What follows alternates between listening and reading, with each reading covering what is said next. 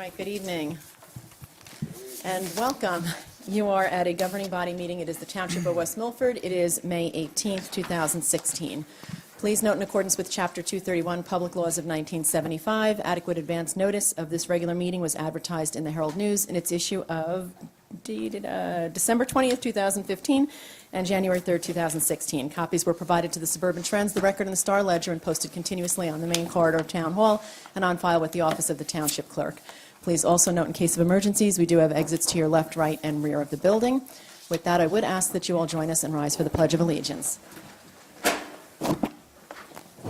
Allegiance to the flag of the United States of America and to the republic for which it stands, one nation, under God, indivisible, with liberty and justice for all. Thank you very much. Roll call, please, Nicole. Councilwoman Eric? Here. Councilman Henry? Here. Councilman Wagner? Here. Councilwoman Dale? Here. Councilman Signorino? Here. Councilwoman Lichtenberg? Here. Mayor Beard? Here.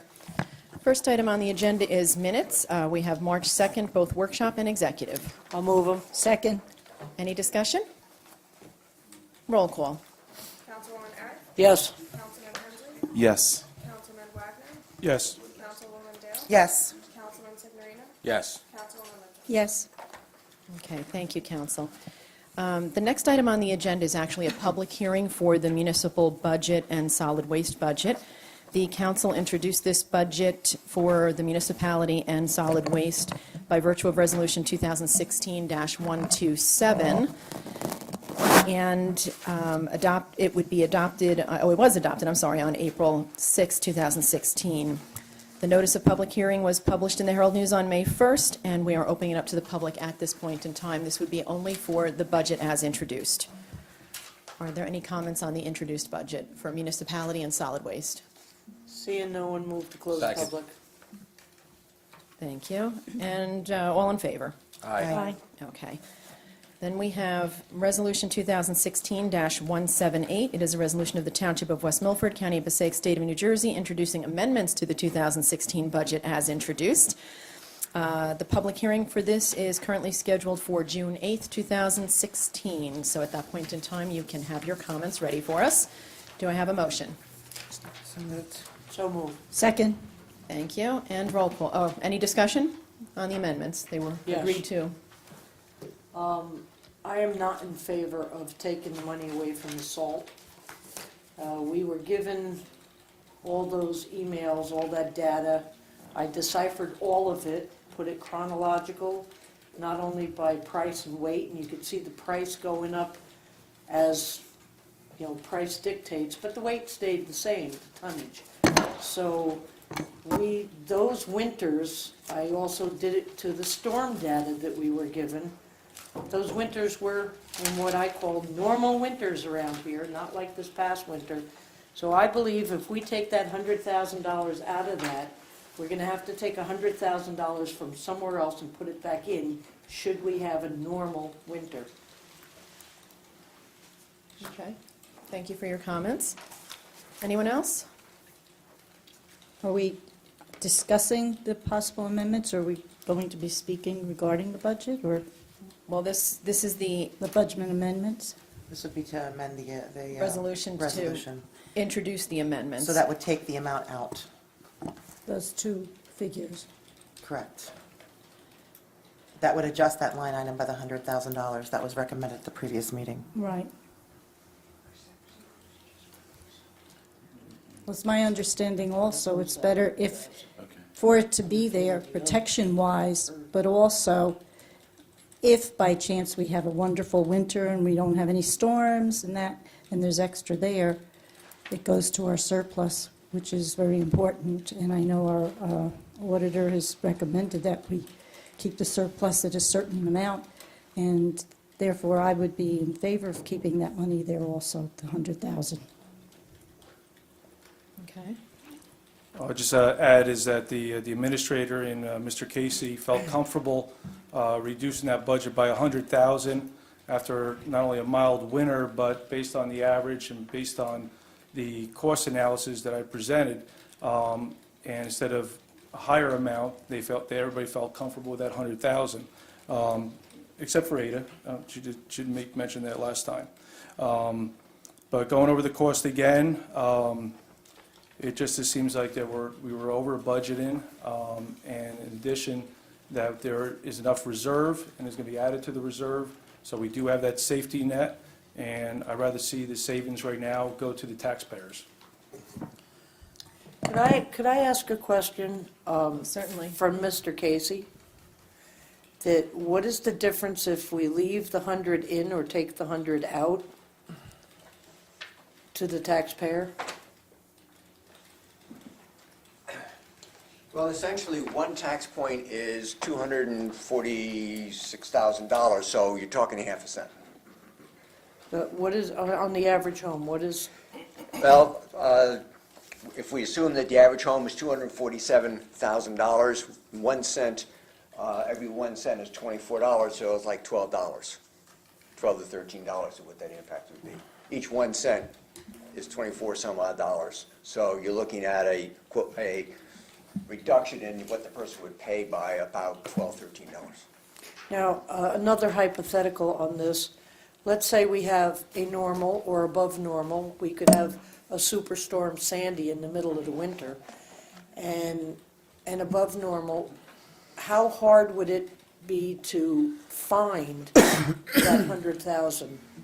Well, I think we have to recognize that this budget was for the year that started in January, so the winter per se is done. Right. The issue that you're looking at is what type of a storm you're going to have in November, December of 16. Or October? And, Right. well, That we had.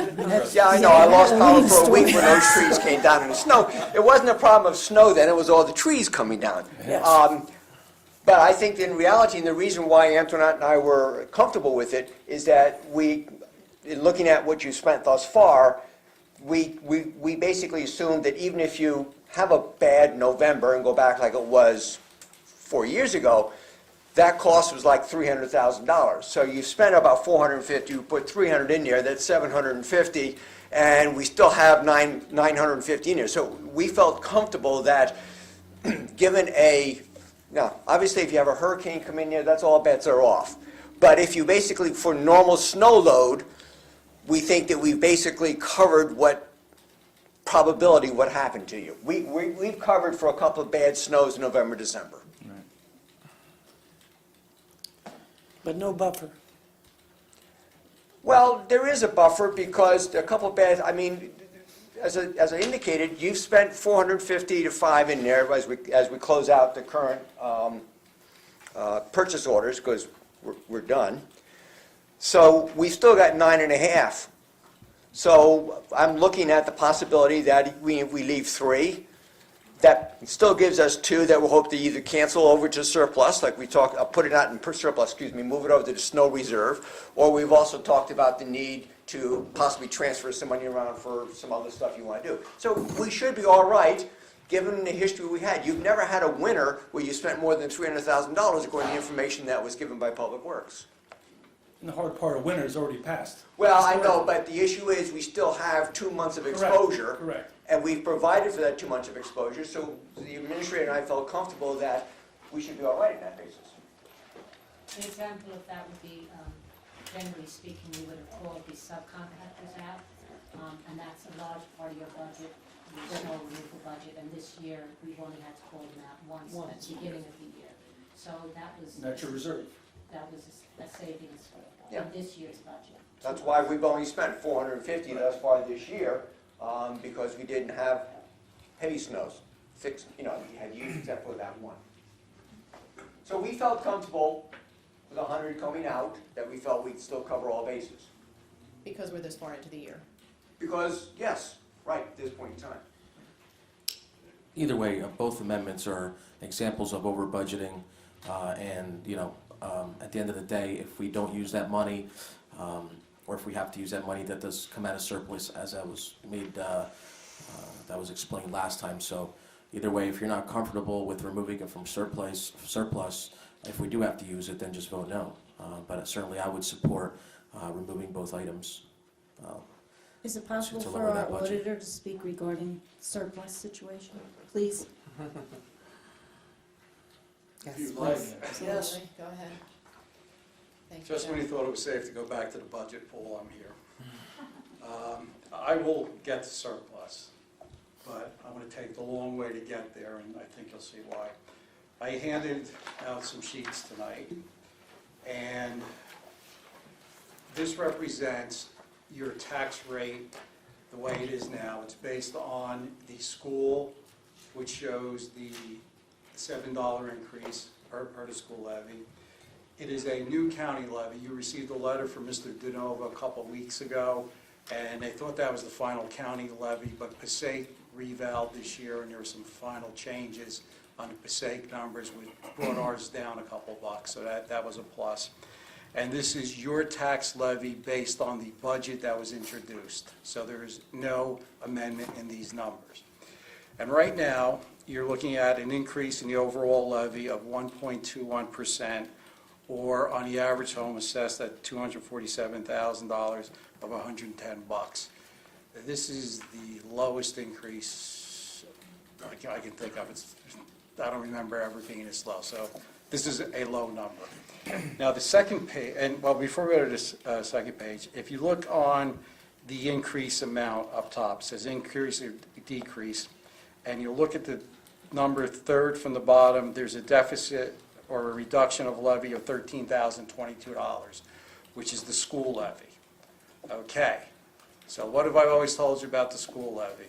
When the levy goes up, our surplus goes up. When the levy goes down, what happens to our surplus?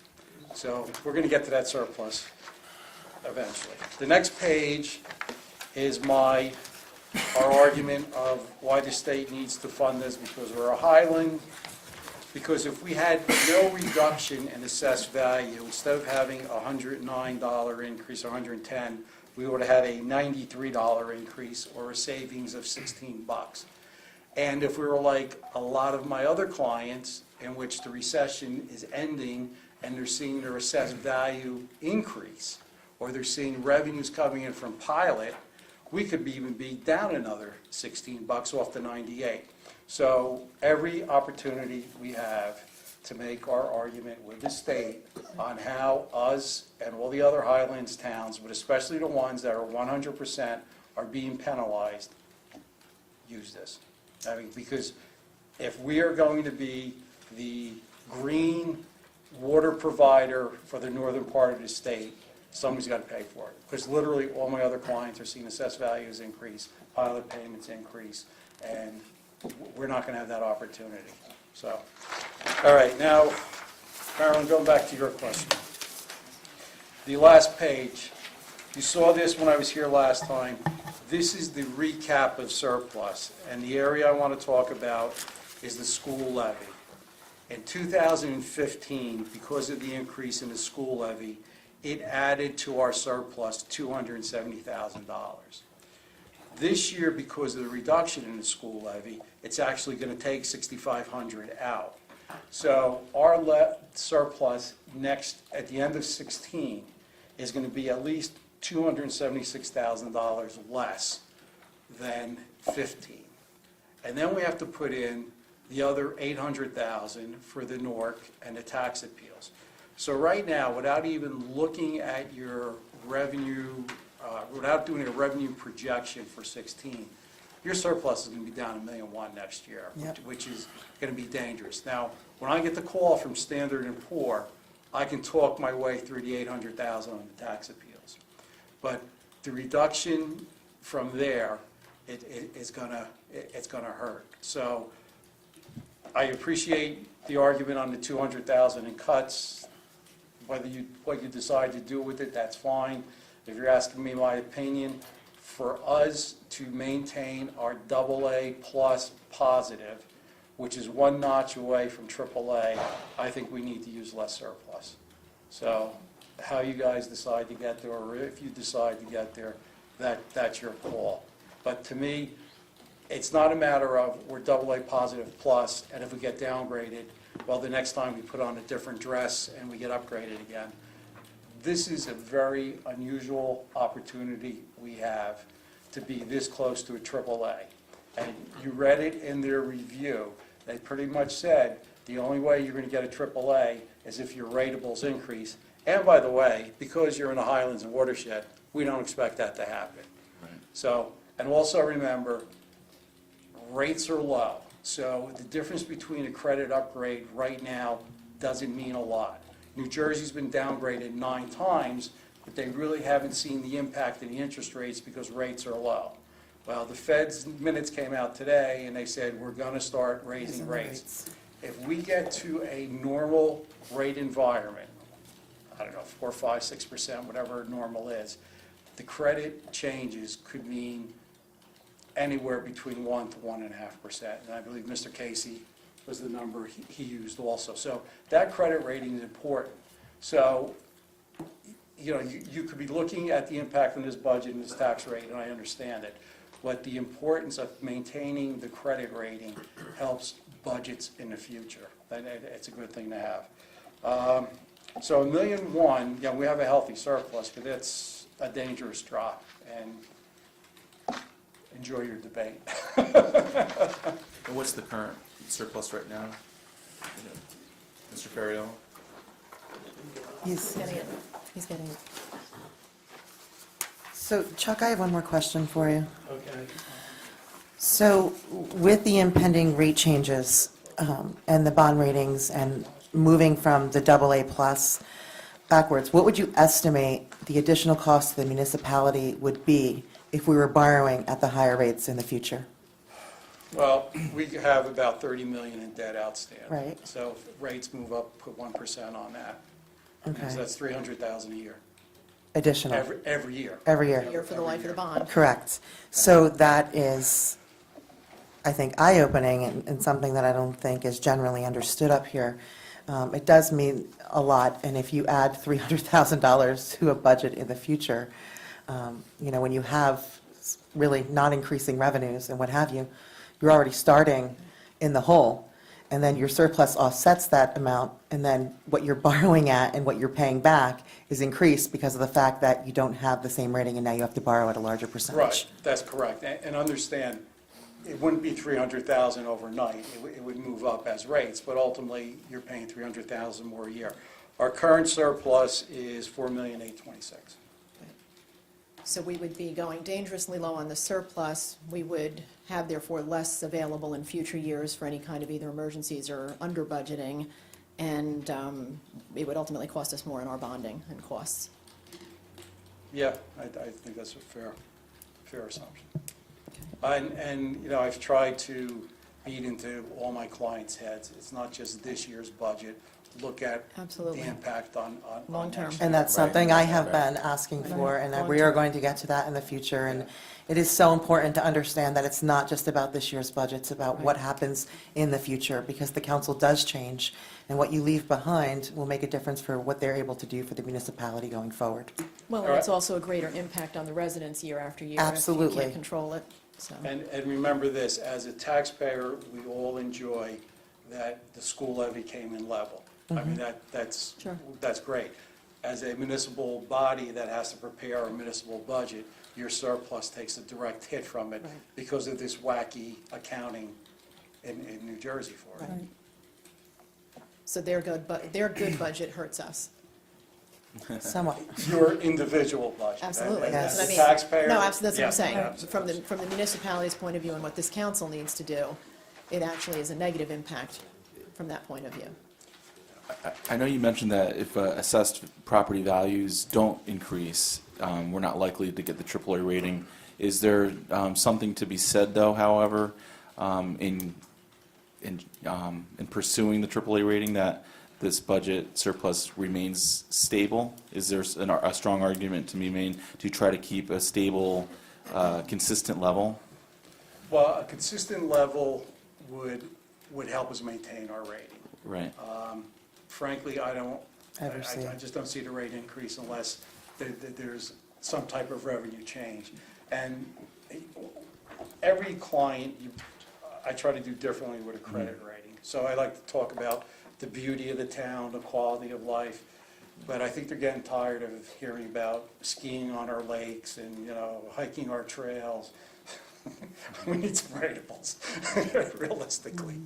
Right. But nevertheless, even keeping the good rating that we have is a very noteworthy, goal to try to maintain as well. Absolutely. So Absolutely. the AA plus is nothing to, to make light of in terms of our financial stability and lessening the burden of the taxpayers in future years when the rates do increase. Yes, and I got to tell you, I am somebody who's been doing credit ratings for 1,000,000 years, and I do a lot of them per year. I'm extremely proud that West Milford's a AA positive, but a AA positive plus. And I didn't do it. No, it has been done by a group over many, many years, but we got there, and it's a very strong credit rating. And the three areas that they look at is, first, we're lucky enough that we're North Jersey, so there's easy access to jobs in Wayne, Bergen County, and New York City. So that is a very big plus. The other area is the wealth of the community, and whether we think we're wealthy or not, when you take our income versus countrywide, it's a fairly good number. And third is maintaining a percentage of surplus, whatever our percentage is, keeping it equal as the budgets increase. So that's important. And everything else is show, as far as I'm concerned. So Chuck, what I'm getting from you here is you're recommending that we not make these changes. Is that what you're saying? Would you, Well, if that's correct? remember, I got to go back to the auditor independence, so I wouldn't officially come out and make a recommendation. But if you were to use less surplus, it would definitely help our credit rating. In future years. Well, we will, we got upgraded this year, so Right. it'll be next year, around January, February, March, that they're going to do their rating, and I need to have some answers for. Like I said, the 800,000 is easy, that's a one-shot tax appeal, I can talk my way through that one.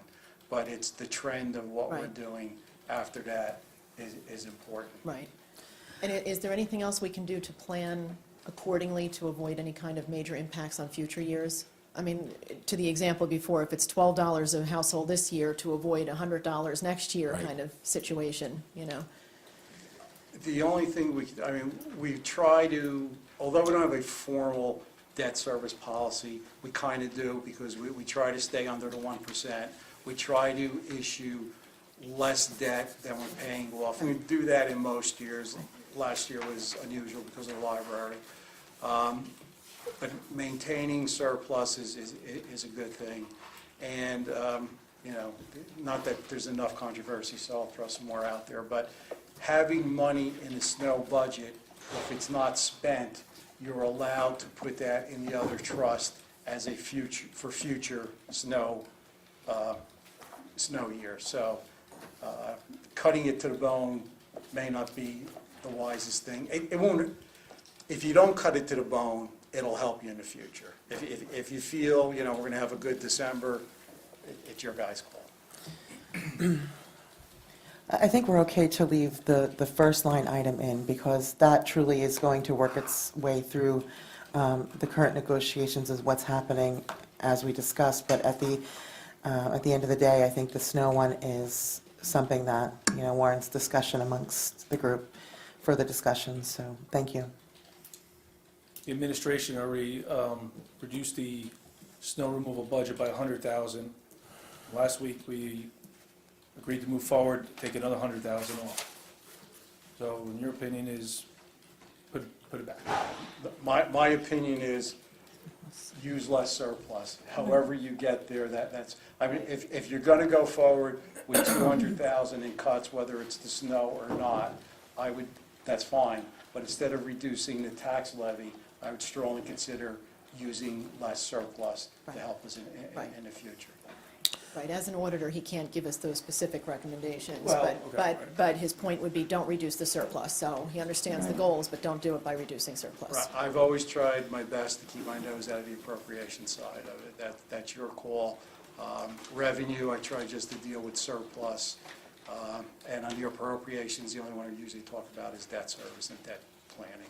You want to hire 10 guys, that's fine. You want to fire 10 people, they're all policy decisions. I have nothing to do with that. Well, in light of the information that you've given us here, It sounds like both items would be just coming out of surplus, so, I'm not sure what this council wants to do moving forward.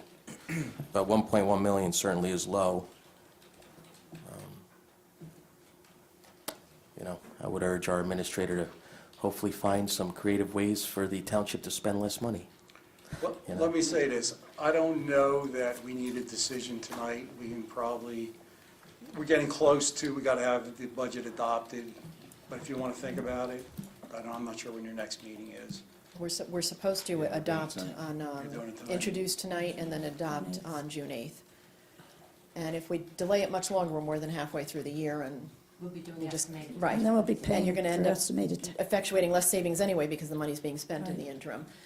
The council gave the directive to the administration at the last meeting to go to each department head, see if there's any cuts that could be made. They all came back with, I could read you their comments, but they're already at bare bones. Most have been level for 6 to 8 years. They have not had increases, not even cost of living adjustments. And they said there's no wiggle room, which is what I had mentioned in the previous hearings. There's a point where, conservative budgeting doesn't mean you budget the least. Conservative budgeting means that you appropriate accordingly based on the expenses that you actually have and the revenues you can anticipate. You can't budget the least possible expenses and the most possible revenues because those revenues might not come to fruition and you might overspend. Look at this year alone in the last few months. We had a septic system that we weren't expecting to have to repair. We had a boiler that went down and we had to fix and replace, and those are things that if we don't have that cushion, you're saying we're over budgeting. That's not over budgeting, that's conservative budgeting. I would hope you run your businesses and your households the same way. You can't cut it so close that you have nothing left to save to use for those rainy days or those unexpected expenses. The municipality is no different. I would prefer, if this council is able, we've had this budget in front of us for 4 months, we've had it at home, you could review it at your leisure.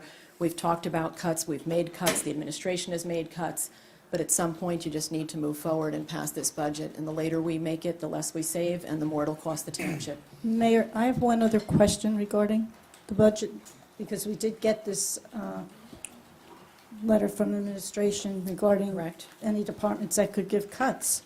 And I remember distinctly, I thought there might be something on here, only to the point that Councilman Wagner brought up at the last meeting, that he spoke with a department head who told him he could easily cut 5% off of his budget, and off their budget. And I was curious what department head told him that, because it didn't reflect on this budget response. Well, more of a concern is that, at this point, no department head has come back with any savings, and the administration as well. That's my concern, is that, this council directed the administrator to go back to the department heads, and not $1 has come off the budget. So that's my concern. Yeah, but I think the bigger point is that you had mentioned that there was a department head that said that they could easily shave 5% off, so. Well, I think it was through the DPW, and the fact that we've already, in their eyes, I'm sure that we've already reduced the snow budget, and that's off their department, and I think that would have been satisfied, but now you want to put it back in surplus. Well, DPW So, points out that they've DP already reduced their budget 4% compared to last year, So- prior to the request.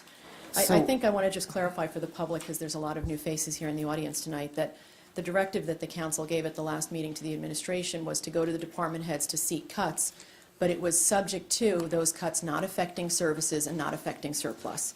That's why they couldn't come up with anything, because they've already gone to bare bones minimums over all of the years. On the And at some operations. point, there's just nothing left to cut. We've been cutting year. You can't pull off miracles, so. We all want to reduce taxes, don't get me wrong, but there's just a point where we have our fixed expenses and we have other contractual obligations and things that are out of our control, and those are going up every year by more than we can shave off of our operating budget. And the operating budget, as I'd mentioned, for 6 to 8 years, and virtually all the departments has remained flat. Certainly, I That's a appreciate. testament to the township and its staff. Right, well, I certainly appreciate the question being asked. Well, no, absolutely. My I goal don't want is it to to sound try like to we're move doing forward. something bad by asking them to see if they can That's- cut. I certainly appreciate the question. Not at all what I Thank was you. stating. So, council, We have an amendment before us. We have an auditor that is suggesting to not reduce the surplus. So, Mr. Casey. Let me comment on. Thank you. Come to our alternates- rescue. Alternates available to you. The main reason we have the amendment was the reduction in the salary adjustment account, because that was more than 10%, et cetera. If you want to keep on considering the issue of the snow, what we can do is we can change the amendment to delete the snow, the 100,000 for the snow, but we still need to do the public hearing on June June, whatever it is.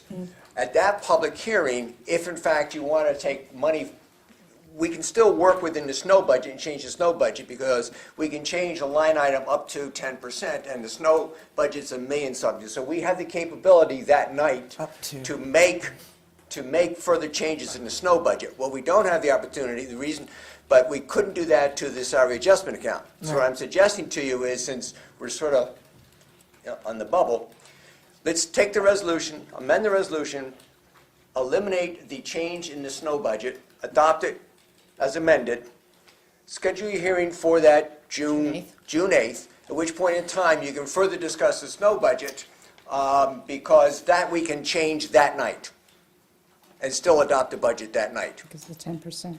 So Okay. Counselor, 10%. So Right. that gets you in a position, that still puts you in a position We're that on you can target adopt time, that right. night. Right, we're on target time-wise. Because and we can discuss the surplus status further at that point in time. As I indicated early on, the goal, we left $1.2 million unappropriated. The goal was to be able to have $2.5 million available for surplus next year, which is the issue of regeneration, and that's what the auditor is referring to, the regeneration.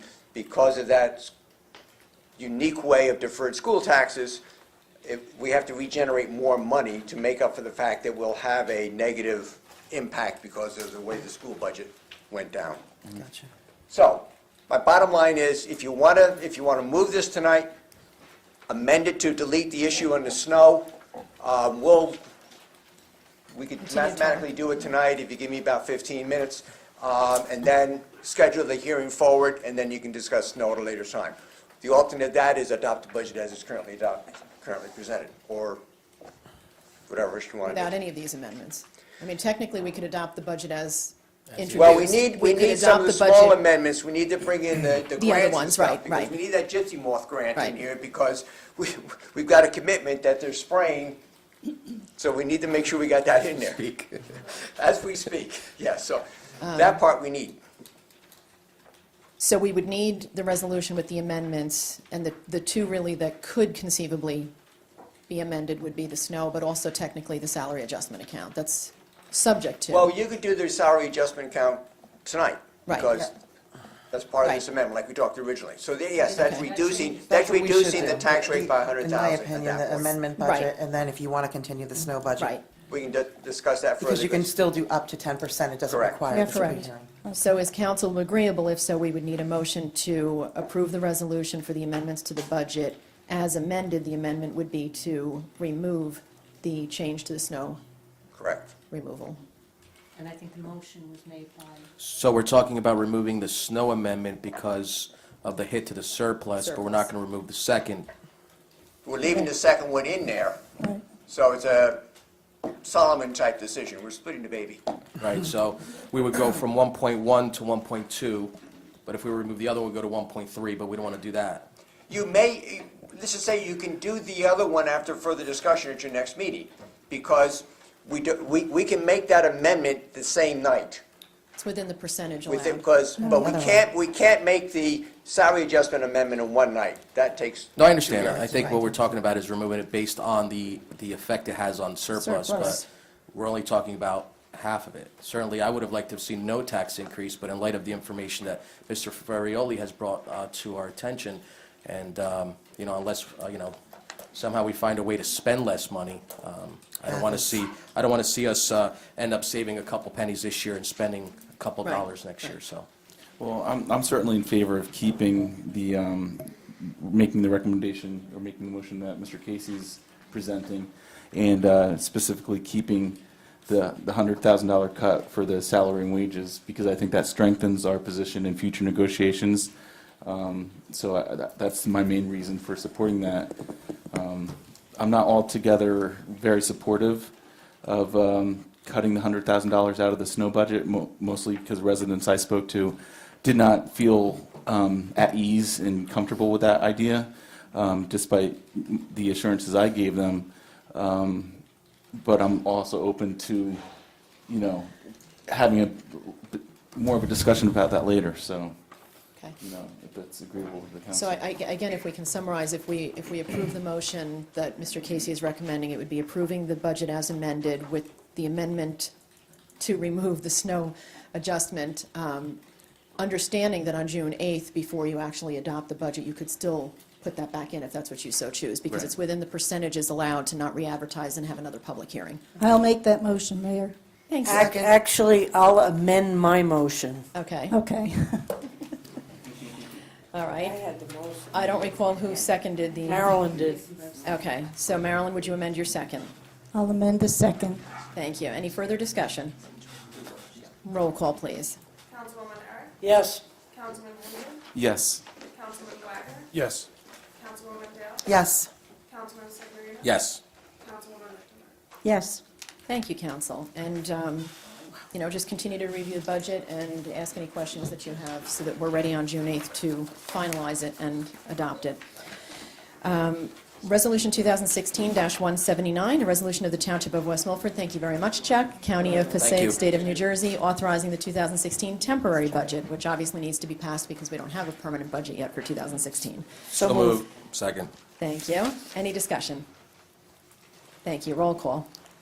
Councilwoman Eric, Yes. Councilman Henry, Yes. Councilman Wagner, Yes. Councilwoman Dale, Yes. Councilman Severino. Yes. Councilwoman Lichtenberg. Yes. All right, and then next on the agenda is further budget discussions. Mr. Casey, do you have anything for us, or is this just a free-for-all? Does the council have anything that you'd like to ask regarding the budget?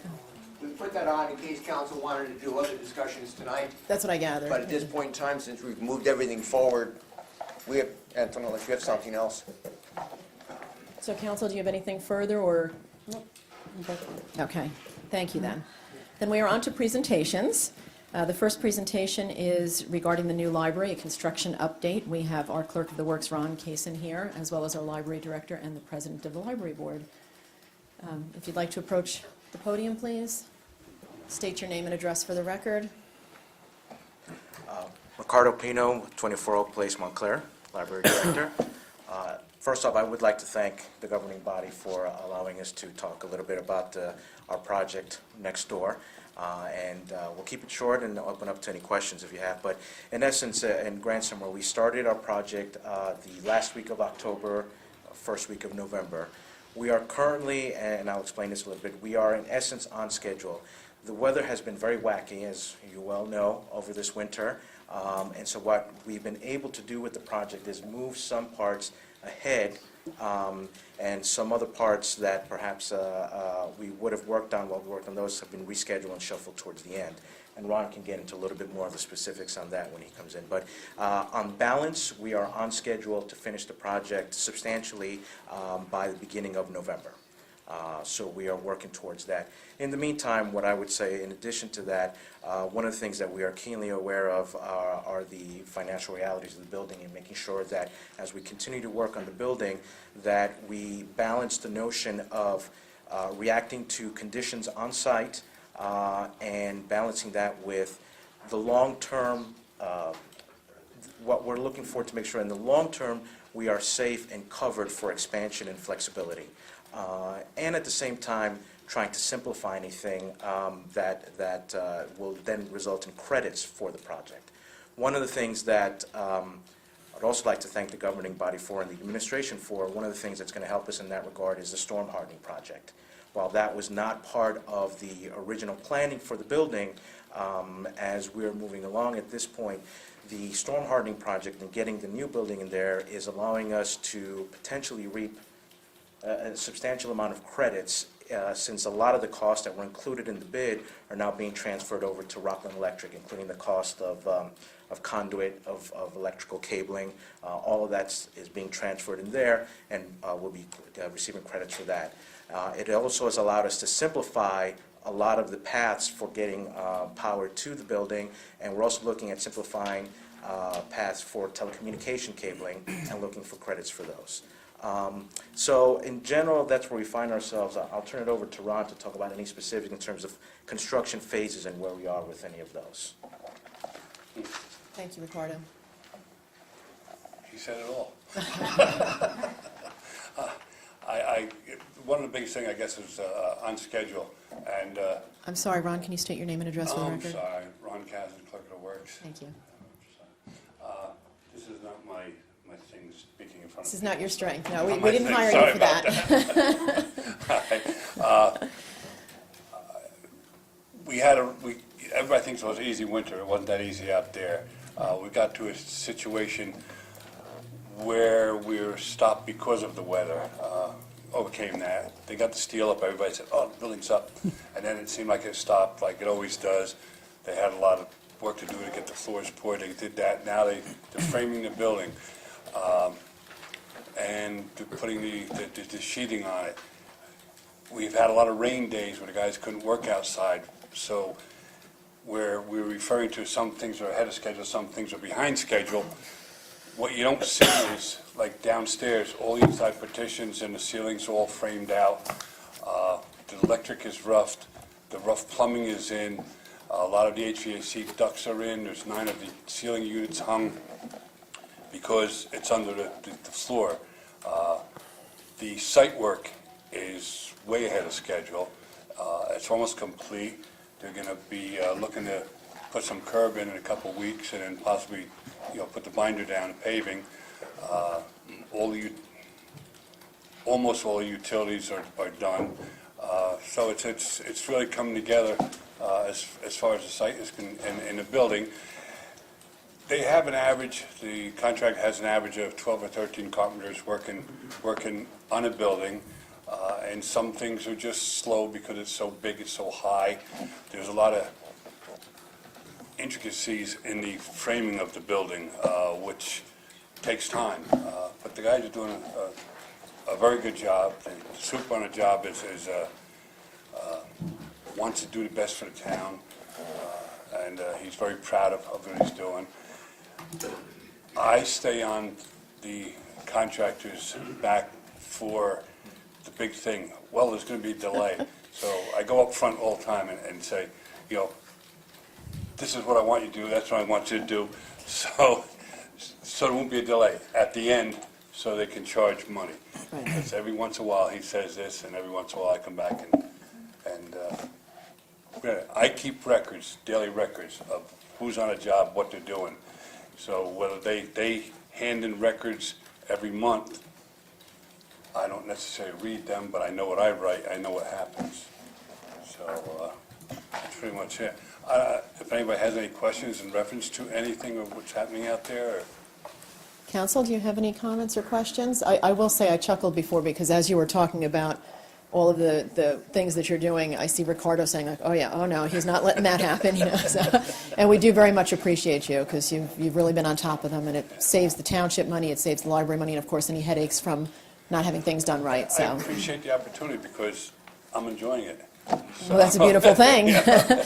I can add that I've been to 11 of the 12 construction meetings that we have every 2 weeks, and I do feel the Clerk of the Works is doing a very good job. Thank you. And I certainly want to thank you, and you weren't here last meeting, and I thanked you last meeting. As far as the credits and being on top of things, I do appreciate as a contractor, I see what's going on, and what I'm listening to, what I'm hearing from you guys, certainly appreciate the due diligence. Anybody other comments? Beautiful. You're off the hook then. Thank you very much. Thank you very much. Okay, and then we have a plenary retail consumption person-to-person license transfer. That would be from Latitude 41 Lounge to 3 Sheets. And Antoinette, I always defer to you. I just need to ask the public if they have any comments regarding this. It's person-to-person, meaning that the ownership itself is changing. The location is still licensed at the same place. For those of you who don't know, Latitude 41 on Lakeside.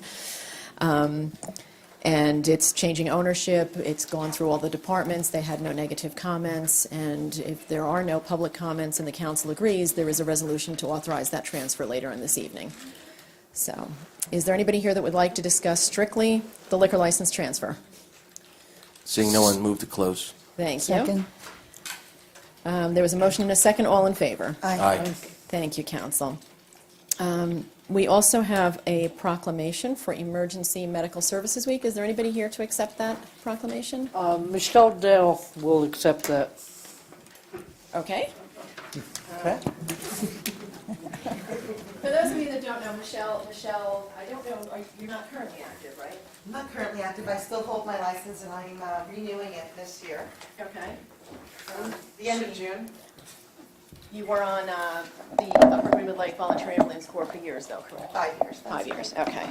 So, oh, I didn't bring my glasses. We'll see how I can do it. How long are my arms and how bright is the light? Okay. Thank you. Just so I won't struggle or. So it's, well, let me try it at least. Once they kick in, you fight it as long as you can. So it's Emergency Medical Services Week. Oh, boy. Whereas emergency medical services, also known as EMS, is a vital public service, and whereas emergency care personnel, including emergency medical dispatchers, first responders, first aides, feel free to correct me if I get something wrong, she has younger eyes, emergency medical technicians, paramedics, nurses, and physicians, whether volunteer or paid, serve on the front lines of our healthcare and public health system, giving selflessly of themselves. And whereas each year there have been 3 million New Jersey residents and visitors that require emergency medical care for, this is too hard. I gotta cave in, yeah. Emergency medical care for traumatic injuries, burns, poisoning, spinal cord injuries, heart attacks, and other critical medical emergencies. Notice how quickly I can speak now. And whereas New Jersey has a wide range of emergency medical providers, including local first aid and rescue squads, ambulance services, mobile intensive care programs, air medical EMS response programs, specialty burn care, a poison information and education service, designated trauma centers, medical dispatch services, and other vital services that have the potential to save lives and reduce disabilities of the critically ill or injured. And whereas access to quality emergency care dramatically improves the survival and recovery rate of those who experience sudden illness or injury. And whereas EMS personnel engage in thousands of hours of specialized training and continuing education to enhance their lives. And whereas the New Jersey is a leader in the types and quality of emergency medical care available to patients and desires to continue to improve upon its emergency medical service systems in order to assure all residents the highest standards of emergency medical care. And whereas it is appropriate to recognize the value and the accomplishments of EMS providers by designated an Emergency Medical Services Week. Now therefore I, Bettina Beery, Mayor of the Township of West Milford, State of New Jersey, do hereby proclaim the week of May 15th through 21st, 2016 as Emergency Medical Services Week in recognition of all those engaged in emergency medical services, and we encourage residents to observe this week with appropriate programs, ceremonies, and activities. So Michelle, I know I'm putting you on the spot, but why don't you talk a little bit about it? It does mention the training that's involved. I know that our first aid squads, in particular UGL, always is looking for more volunteers. And just a note, because this was like a state-issued proclamation, but we here in West Milford have 100% volunteer EMS and emergency care services, both fire and first aid, and that should not go unnoted. So we thank the volunteers and fill us in. So in order to be an EMT, I went to school for 4.5 months, actually, every Saturday and Sunday. When I first joined, I thought I was going to help get them things and drive the ambulance and just try to help out the already EMTs. And then they said, oh no, you're going to go to school, and so I did, on the weekends, exactly. And you really don't realize the impact of being a volunteer, especially an EMS volunteer, until you actually do it. We have hundreds of volunteers in the township, especially on the EMS side, as well as the Fire Protection Bureau, but they are really dedicated service members, and we do 12-hour shifts, 1 day a week in Upper Greenwood Lake, and then every other weekend, 24-hour shift and what have you. So it's a tremendous amount of time that these volunteers give to the community, in addition to the schooling and the ongoing education and just being there when the alarms go off to help your family or loved ones. And so thank you to all of our volunteers. Volunteer, if somebody wants to sign up to volunteer. Yes, they can contact either the West Milford Ambulance Squad or the Upper Ewa Lake Ambulance Squad. We have 2 in town, and they're always in need of members, so please feel free to reach out and give it a chance. Thanks. And I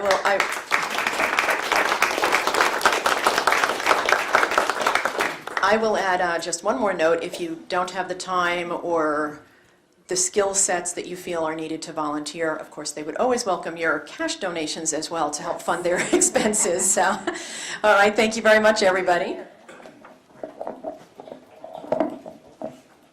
Mr. Casey, you're free to go. Is that what you're doing? You're leaving us?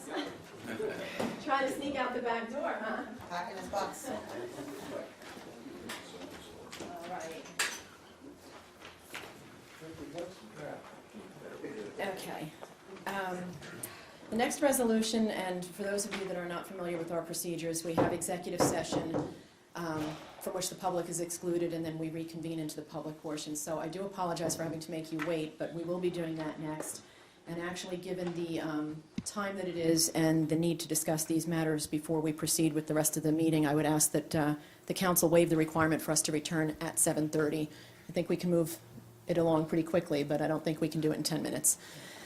So if you're agreeable to that, we can do that after I make the motion, or after I read the resolution. It is Resolution 2016-180.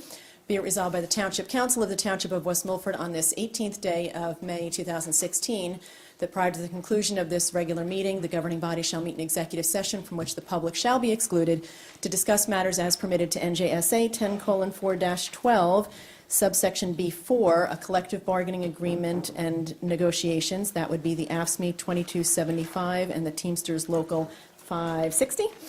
And subsection B7, pending or anticipated litigation or contract negotiations. Those matters would be potential litigation Gary Steele and litigation Newark tax appeals. The time when the matters discussed pursuant to paragraph 1 hereof can be disclosed to the public is as soon as practicable after the final resolution of the aforesaid matters. And again, council, if you're agreeable, I would ask that you make that motion with the waiver of the time constraint. Madam Mayor, could I maybe just ask that if it looks like we're going to be in there for more than half an hour, so like 1:45, then maybe we can take care of whatever we can and then go back later? I mean, seeing that we have a pretty full house, just not to make everybody wait. Well, I think we'll keep it as close to a half hour as possible. How's that? All right. I mean, if we see it's going to be an extra 3 or 4 minutes, it wouldn't make Yeah, sense of to course, of reconvene, course. but No problem. We'll try to stick to that, and I think if we stick to business, Thank you. we should be able to do that. You're most welcome. So do we have that motion then? So moved. Second. Thank you. All in favor? Aye. Thank you, council. And again, we will reconvene as soon as possible. Expect it to be probably about a half hour, though.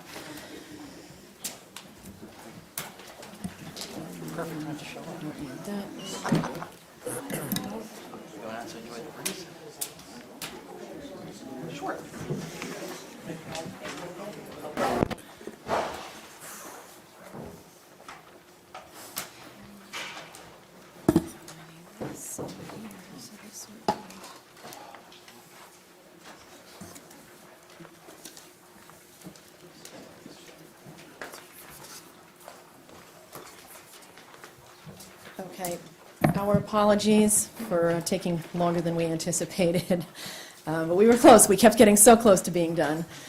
Let me just get my paperwork in order here. I need to add this. Okay. Okay, you did wait so patiently, so thank you very much for that. This is the public portion of the meeting. It's the next agenda item. And before we begin, I'd like to make a statement only based on my experience over the last 9 years for the last meeting before an election. Every year it ends up becoming a very politically hostile environment. And I just wanted to remind everybody that these chambers are meant to conduct township business, and I would ask that you respect the integrity of the intention of these meetings. We have paid professionals here, and we continue to pay them for the time that they spend here. While the public is certainly entitled to speak on any matter you so choose, and you will be afforded that opportunity, I will call on everybody, so there's no worry about whether you're called on first or last. Everybody will have their opportunity. I do ask that you remain respectful and just, like I said, uphold the integrity. This is not a forum for a campaign rally or free advertising for your campaign or your candidates, whether you're for or against anybody. And I would respectfully ask that people understand that. I'd also want to remind everybody, especially since there are a lot of new faces here, that these meetings are recorded. They become part of our permanent record, and they are televised, so you might want to take caution in any words and specific comments that you make. With that, I will open up the public portion. I will call on everybody, as I'd mentioned. The policy is that you approach the podium, state your name and address for the record. I ask that you do be respectful at all times. There is a 5-minute limit per person. Try to kind of make contact with me every now and then. We do have a timer over there. As I see you approaching the 5 minutes, I will try to motion to you so that I don't need to rudely interrupt you. And also for those of you that are new, because a lot of times people make comments, and especially if they have a question for the governing body, they wait for a response. And the policy is that we allow everybody to speak, and at the end of the public portion, that is when the governing body will respond to your comments. So we don't want you to think you're being ignored when we kind of just stare blankly at you and take notes. I think that's it. So let's open it up to the public, and again, everybody will have their chance. So, yes, Renee.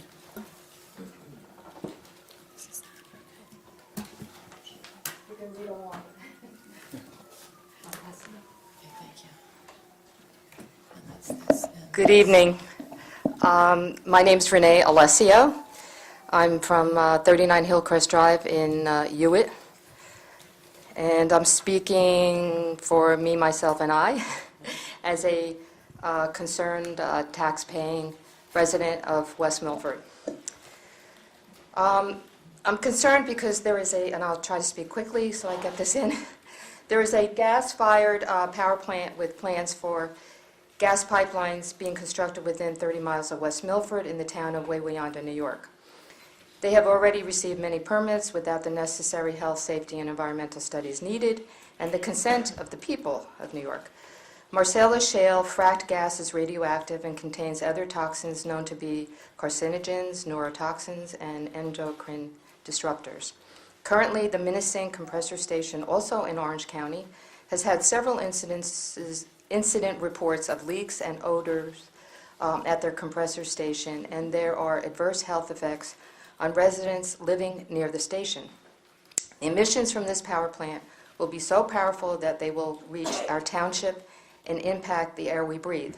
Not only this, it will have an adverse effect on the rich Orange County farmland that produces the local harvest of vegetables and fruits that we depend on, and although the project will be using some gray water, they are also asking to utilize precious water from the sole source aquifer below in that region. This has the potential to degrade our own aquifer here in West Milford in the highlands of New Jersey. The state of New York has yet to issue the water permit. Did I mention all the methane, a virulent greenhouse gas that would be added to our atmosphere? Also in the news, Governor Cuomo's close political advisor, Joseph Percoco, is now under investigation for taking consulting payments from CPV, this very company that is building this plant.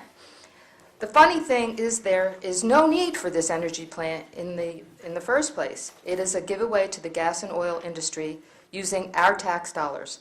I find it ironic that Governor Cuomo stopped fracking in New York State for health concerns, but would allow so much infrastructure to be built using fracked gas. We in West Milford understand the destruction and concerns of gas pipelines here, right? I'm asking you to please pass a resolution against this project. I have a draft resolution that's in that package that you can modify. Also, update on the Pilgrim pipeline.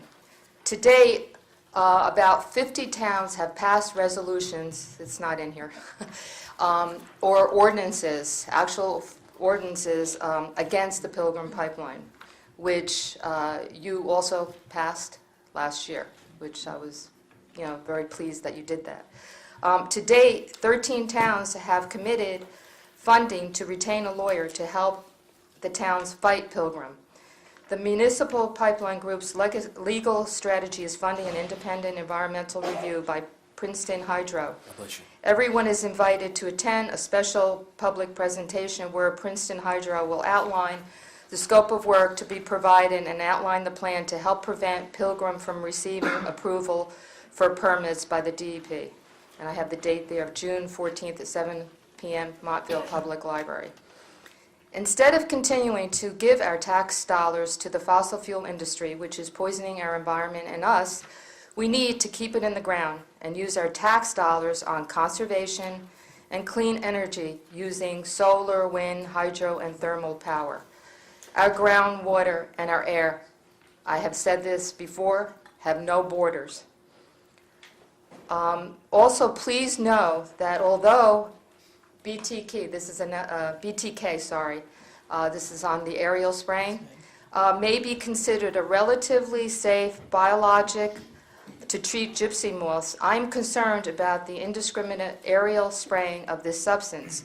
We don't know what the other proprietary ingredients, which are 80% of this product, and what effect it will have on other insects, butterflies, bees, birds, and humans. And after a while, pests become immune to these pesticides. Also, the product safety sheet, which you gave in your public announcement, actually I have it here, states that the product should not be used near water. I find it interesting that in a watershed township with 40 lakes and many reservoirs, why is it being used at all? So I have some information at the bottom of this on some websites where you can go to get information about getting off fossil fuels and pesticides. Thank you. Thank you. Anyone else? Yes, sir, I'm sorry. I was looking at the... Oh, it's handout night. I'm Tom Denny. I live at 271 Gardnerville Road, New Hampton, New York, 10958, which is about 2.8 miles from the Minnesing compressor station. And I was unaware of what frack gas was, really. I knew that New York had banned it. And about 8 months ago, I started getting headaches, that I had never experienced. Like a drill was going in the back of my head, and I went and got an MRI thinking I might have a tumor. And the doctor couldn't find anything, and I went home and started poking around Google and whatnot, and found that a family had moved away from the compressor station, 2 miles from me, because the father was having crazy headaches, his children were having nosebleeds, and his wife couldn't do gardening anymore. She loved her garden. So they walked away from their $400,000 house, moved out to Michigan. He gave up a 6-figure job in the city to do water drilling in Michigan. I believe I have all those facts correct. I'm not a fact keeper, but so back to me. I realized that the hill that I live on could be kind of a wind. If the wind were blowing right, it could be sort of like a filter right to my yard. There's also a metering station on 284 and another metering station on County Route 12. So if you drew a triangle between those, you'd get my house. So I started investigating, and I went to Scranton, and I saw a law case on 2 families that held out with Cabot Oil to sue for the water that had been damaged in their house in Dimmock. And the reason they held out and 35 others gave in and took a buyout from the gas company, I can't tell you, but they won $4.3 million. So the 2 families, I don't want to go over 5 minutes here. You're okay. You got plenty. So I went and I toured Pennsylvania with a woman named Vera Scroggins, who's an incredible videographer, and her friend Craig Stevens, who goes around the country working on these projects. The gas industry has a lot of money at stake here, and they don't seem to want to admit that the environment and/or our health is as important as their pocketbooks. And that's what I found from what I looked at. And so the power plant that's 5 miles from my house, if I'm 3 miles, there's a compressor station, there's the power plant that's going in, is going to be half the size of MetLife Stadium. It's got 275-foot stacks. The emissions will affect living within 30 to 50 miles. Everybody knows the Black Dirt region, the Hudson River and the Delaware River make a nice big triangle around that, which will create basically a toxic salad bowl for all of us to get toxic vegetables. I can't tell you I'm not a scientist, but I've heard some really good scientists explain this to me through YouTube and also meeting them. Tony Ingraffi is one of the top scientists on this. He's from Cornell University. You can look him up. And if you listen to the research and you don't have a political thing in mind and you don't have a cousin who's making money off the gas industry, it's simple to see that we need to go renewable, and as soon as possible.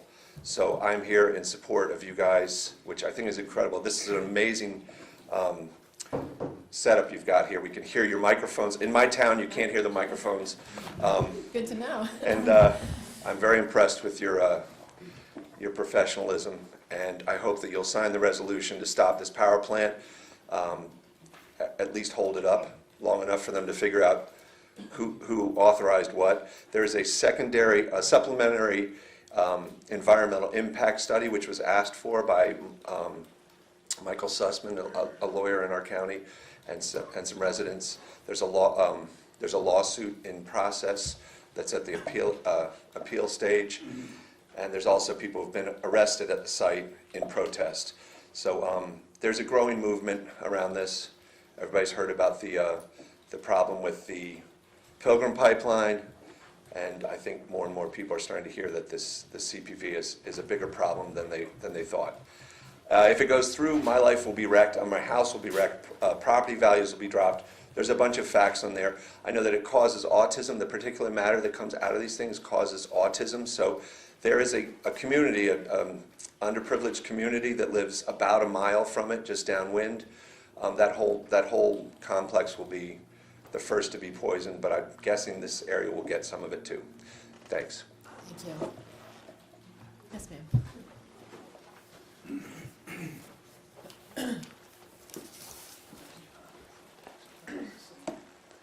Thank you for letting me speak. My name is Pramila Malik. I'm from an organization called Protect Orange County. And I'm also a member of Tri-States United for Safe Energy, our organization is. And I want to give you a little bit more information about this power plant project in support of the resolution that Renee has presented to you. So this is a 650 megawatt frac gas power plant. And in Orange County, we believe that it poses an existential threat to everybody living within a 50-mile radius. Now, we did the map for West Milford, and you're actually 15 miles as the crow flies, right to the edge of your town. The project sponsor, Competitive Power Ventures, when they did their impact study, they only studied a 5-mile radius. And Renee mentioned that there is now a criminal investigation of the company because of undue influence, but we believe that the fact that they limited it to 5 miles for such a large pollution source is a manifestation of that undue influence.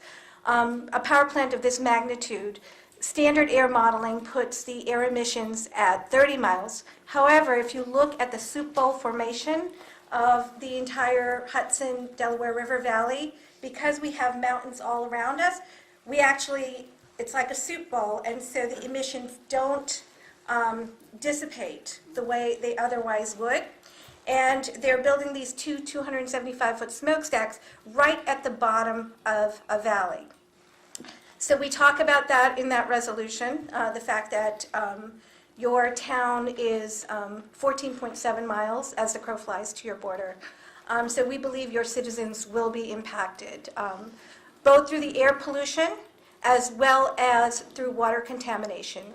And there are multiple pathways of exposure for water contamination. So this project is going to have, over here you have the Highland Aquifer. You're on top of the Highland Aquifer, but also a portion of your town is on top of the 15 Basin, New Jersey Aquifer, and part of that aquifer is the Wallkill River Aquifer. And this project will sit right on top of a critical recharge area for the Wallkill Aquifer. And again, these were issues that were raised many years ago, and because of the influence of this company, all of those issues were ignored at the time. And they kept the project very quiet. And one of the reasons why they limited it to 5 miles is because then they would only have to inform towns within 5 miles. And this is why you were not officially informed. Had they done a proper air modeling analysis, you would have been officially informed about the project. So the town resolution movement, I mean, you guys have signed the town resolution for the Pilgrim Pipeline, and so I'm sure you understand these are not legally binding declarations. But they do, it's a way of making a public statement, just like I'm making a public statement here. It's a way of you guys making a public statement that, that you're going to stand up for the rights of your citizens, for their right to their air quality and to their water quality. So Renee mentioned a compressor station. The compressor station was actually built to serve that power plant, and I live close to that compressor station, and I just wanted to show you a couple of pictures because I was one of the participants of a study. Just let me know when my time is up. I was one of the participants of a study by an organization called the Environmental Health Project, which is several scientists from the Yale School of Public Health, and they did research on air quality within the area around the compressor station. And they said that the air quality now is worse in Minisink than in a large city like New York City. And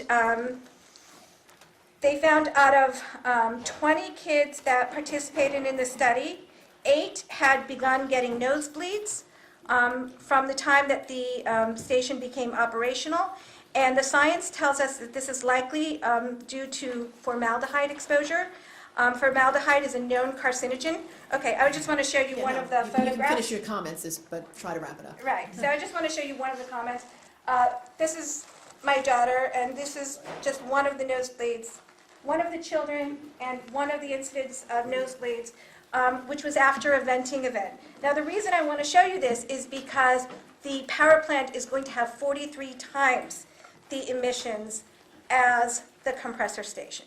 So we're talking about 43 times volatile organic compounds, formaldehyde, particulate matter, hazardous air pollutants, along with methane. These are all highly toxic chemicals known to cause respiratory problems, heart disease, autism, all of that stuff that was mentioned earlier.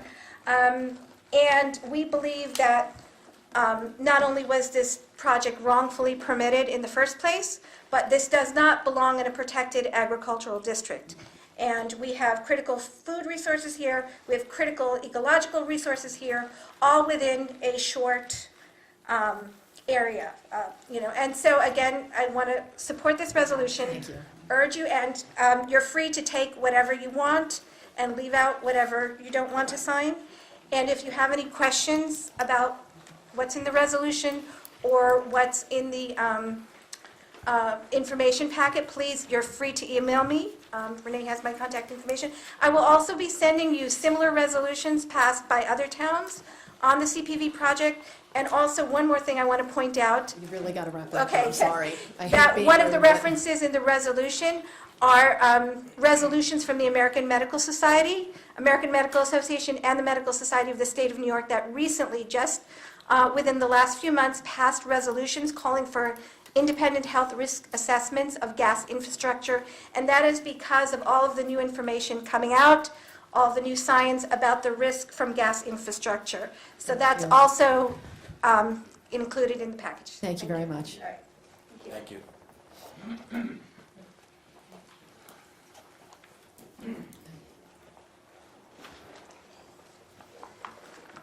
Hi, I'm Robin Rose Bennett. I live here in Hewitt, New Jersey, and I am here to speak in opposition to the BTK spraying. And I'm deeply distressed about it, so I understand we all want the same thing. You want the same thing that I do, the health of our families, our land, and our wildlife. I'm here to implore you to reconsider and not be bound by the mere fact that something has been planned and a contract has been signed. If your son or your daughter was going in for treatment and you found out that you hadn't been fully informed of potentially toxic side effects, wouldn't you delay treatment to seek another way? I know you would. You love your children, and you're responsible for them. I ask you now, are you open to another way? We love our land and our animals and our butterflies, our vulnerable children and adults with asthma, allergies, sensitivities to chemicals. All are at heightened risk from this spray. And that's from what we know of it. I've been doing really intensive research since I saw the notice in the paper that this was going to start. And as Renee said, there are over 80% of the materials that carry the bacteria that are undisclosed. We don't know what's being sprayed on us. And we inhale these. And there's also, in these carriers, there are tiny, tiny particles that are the size of pollen grains. And the bees are picking them up and bringing them back to their hives. In addition, there have been experiences in other places where these particles have been weighing down the wings of the bees, weighing down the wings of hummingbirds, weighing down the wings of butterflies. And so if we do this, we're causing harm that obviously was not what we were intended. There's sticky substances to hold the bacteria to the leaves. And the things that make the bacteria stick to the leaves can also stick to sensitive snake skins, to bears' mouths when they eat from the plants in the forest, and to the other helpful predator larvae. There are actual natural predators to gypsy moth caterpillars, such as mice and shrews. Winds shift and sprays go where they're not intended to, and they miss targets that they're intended for. There's nowhere I've seen in every single paper I've looked at, and I've looked at the U.S. forestry papers, looked at the EPA registration papers for this product. There's absolutely nowhere I've seen that shows the actual degree of effectiveness. And there's nothing I've seen that shows that it is actually not harmful. Everything says it's not harmful, it's not harmful, it's not harmful, and if you have the patience to get to the very end of the paper, it says, except where it is. Except where it is. We can't guarantee that it isn't.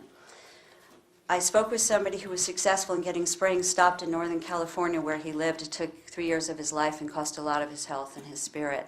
One of the stories he told me was about a military man whose healthy baby went into anaphylactic shock when a natural pesticide was sprayed over their township, and that baby has now been on medications for 8 years. And his parents are heartbroken. It's like, what are we doing to ourselves? Pharmaceutical companies and chemical companies are getting richer, and we're getting sicker. I know that you and the New Jersey Department of Agriculture is trying to approach this in the best possible way. I really feel that and I see that. But what I'm trying to say is that the cost is higher than you've been led to believe.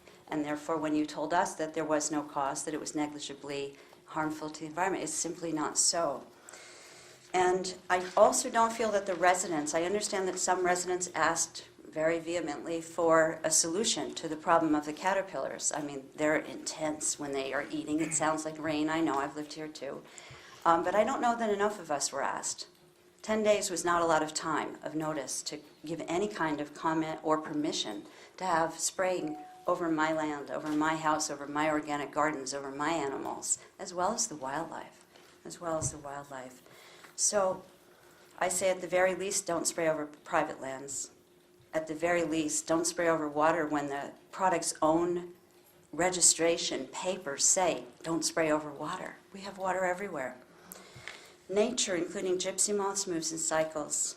The more we interfere with the natural cycles, the less nature can heal herself. Did you know that the chemical solvents that were pumped into the Gulf of Mexico did more damage than the oil that BP spilled? The chemical solvents killed the bacteria that, left to their own natural devices, would have slowly but surely eaten and digested and broken down the oil. So, I've watched gypsy moths come. They were introduced into this country in a failed attempt for a silkworm industry, and then they escaped, And I've watched them come and I've watched them go for at least 40 years now, okay? I thought I timed this. I've seen them defoliate entire mountains. I've seen the majority of the trees survive and regenerate. Our trees are dying from many chemicals in the environment, from things that people have been talking about, like the power plants, because like us, they now have less resilient immune systems. We have to stop adding poison to poison. We do have manual means to inject the spray into some trees. If we save enough trees, the rest of them survive. We don't have to save every tree for the forest to be healthy. And what we can really do is build our soil, because our soil is the key. It's what sequesters the bacteria and which keeps the trees healthy. A healthy tree can fight off a predator. All right, so let's be better. Let's be braver than this. They say no humans suffered after they sprayed, but then that leads me to think that we were experimented on in the first place.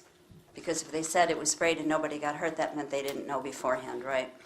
So I haven't seen any reports of systematic follow-up of long-term health problems, though many short-term problems have been reported in the hundreds and hundreds, mostly what you would expect: skin irritations, respiratory problems.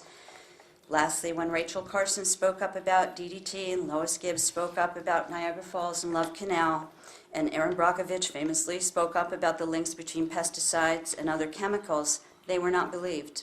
They were made to keep fighting while people kept getting sick, suffering, and dying. I've buried loved ones with cancer. I bet you have too. It's time to be smarter and more caring, more protective of ourselves, our land, our animals, our bees, our butterflies, and our quality of health and life. If I am not successful today in somehow, by some miracle, getting this stopped, which I would truly love to be successful at, then I believe our only other step is to very carefully collect observations about what happens, about our health, about our insects, about our bees. Pesticides should not be innocent until proven guilty. Thank you. Thank you. Thank you.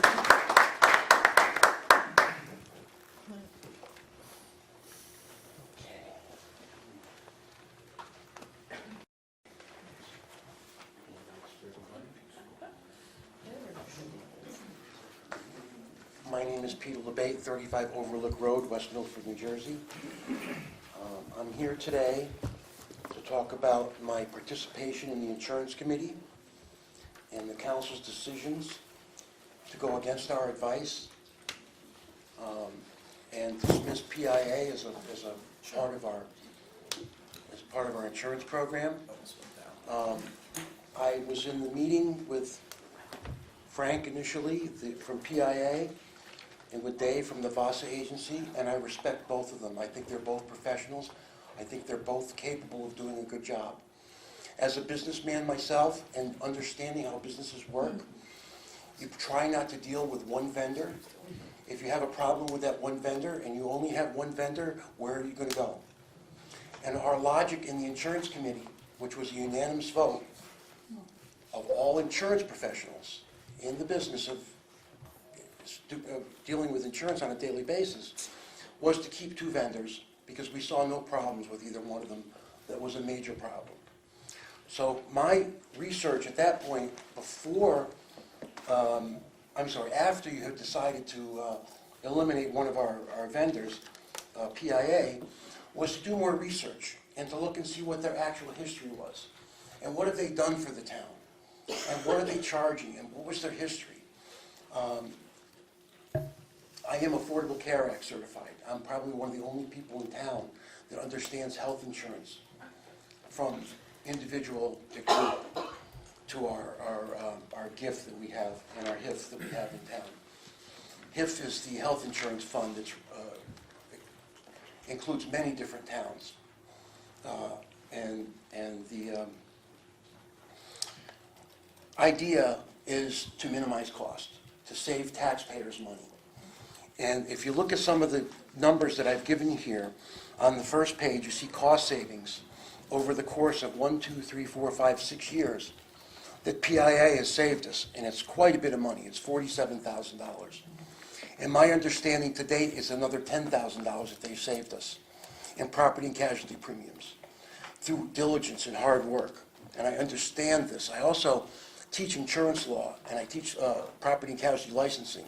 So this property and casualty that this agency is doing, this PIA agency is doing, having looked at all their recommendations for safety, having looked at all the ways that they've saved us money, how they found redundancies in our programs to cut money from our cost, seemed exceptional, beyond a doubt.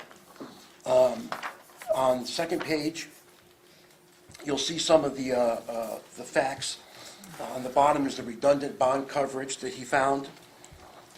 On the third page, you'll see a recommendation made in January of this year, not only by the town administrator, the administrator, but to keep both PIA and VASA. Again, I think that two vendors give us a cushion. Nobody wants to deal, if you're in the roofing business and you only buy your roofing material from one vendor, that vendor can go out of business, they can have an illness, they can have a problem, and you're stuck with one vendor. Now, I know they both do the same thing, that they both can handle this, but I see no reason to get rid of one. On the fourth page, I found a chart here that was probably the simplest thing that was the basis of dismissing the PIA. And I went over this chart, and I looked at some of the discrepancies in the chart. You talk about experience. The first one says that PIA has 19 years of experience. My investigation showed that they have 24 years of experience. VASA agency has 35 years of experience. Those are both well beyond any experience that you can imagine. I have 38 years of experience in this business myself.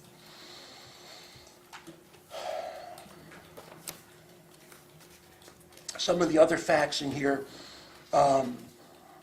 nobody is a founder of either of these programs. These programs are founded by communities. They're not founded by insurance agents or insurance agencies. Some of these statements in here, if they led to the vote that decided not to continue the contract with PIA, are just wrong information. The next page. PIA has a policy that we pay to protect our volunteer firemen. Now, I don't know how many of you know how firemen risk their lives every time they go on a call, but it's a very dangerous job. We have an accident policy that covered $50,000 if they were disabled or if they were killed during their duties. PIA found a way to double that coverage from $50,000 to $100,000 for less money than we were paying for $50,000. And here's a man that knows that he's going to lose the contract coming up in the next month, and yet he still went above and beyond to make this town better, to make the firemen better protected. I thought that was a wonderful thing that he did. We discussed that at the last insurance committee meeting, and we all voted in favor of it after a very short discussion. That's a no-brainer. The next two pages are all about that. Well, I'm not going to go through all the facts here I've shown you. I just think, in a summary, that we're better off having two vendors than one. They're both very qualified. I think that we need a backup. We can't just depend on one vendor. That's all I have to say. Thank you, Peter. Anyone else? Charlie?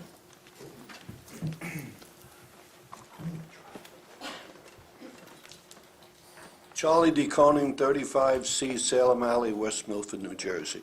I hadn't planned on speaking tonight, but I saw one of the topics was about the West Milford Emergency Volunteers, and I just wanted to mention that my wife and I, Mary, had taken a course on this, administered by Ada, and because of that course, I was able to use it successfully, and without knowing it, what to do, I would have had no clue on how to react if it wasn't for Ada and her instructions. So I can't stress how important this is for people to really get involved in this. And one of my friend's sons, who was a doctor who happened to be there at this incident, said that he couldn't stress that either. He said it's a wonderful thing, and I encourage people to get involved and learn what they can while they can. Thank you.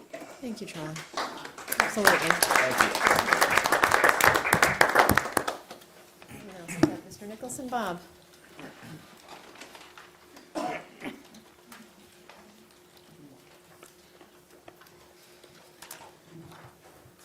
Hi, Bob Nicholson, 20 Hyde Road.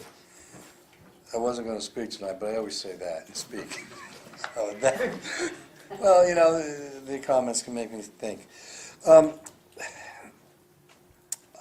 issue on fracking, on WM77, there's a series that we run about fracking and what the effects it had on Pennsylvania, a lot of the residents, where you could actually see the fire coming out of their fresh water.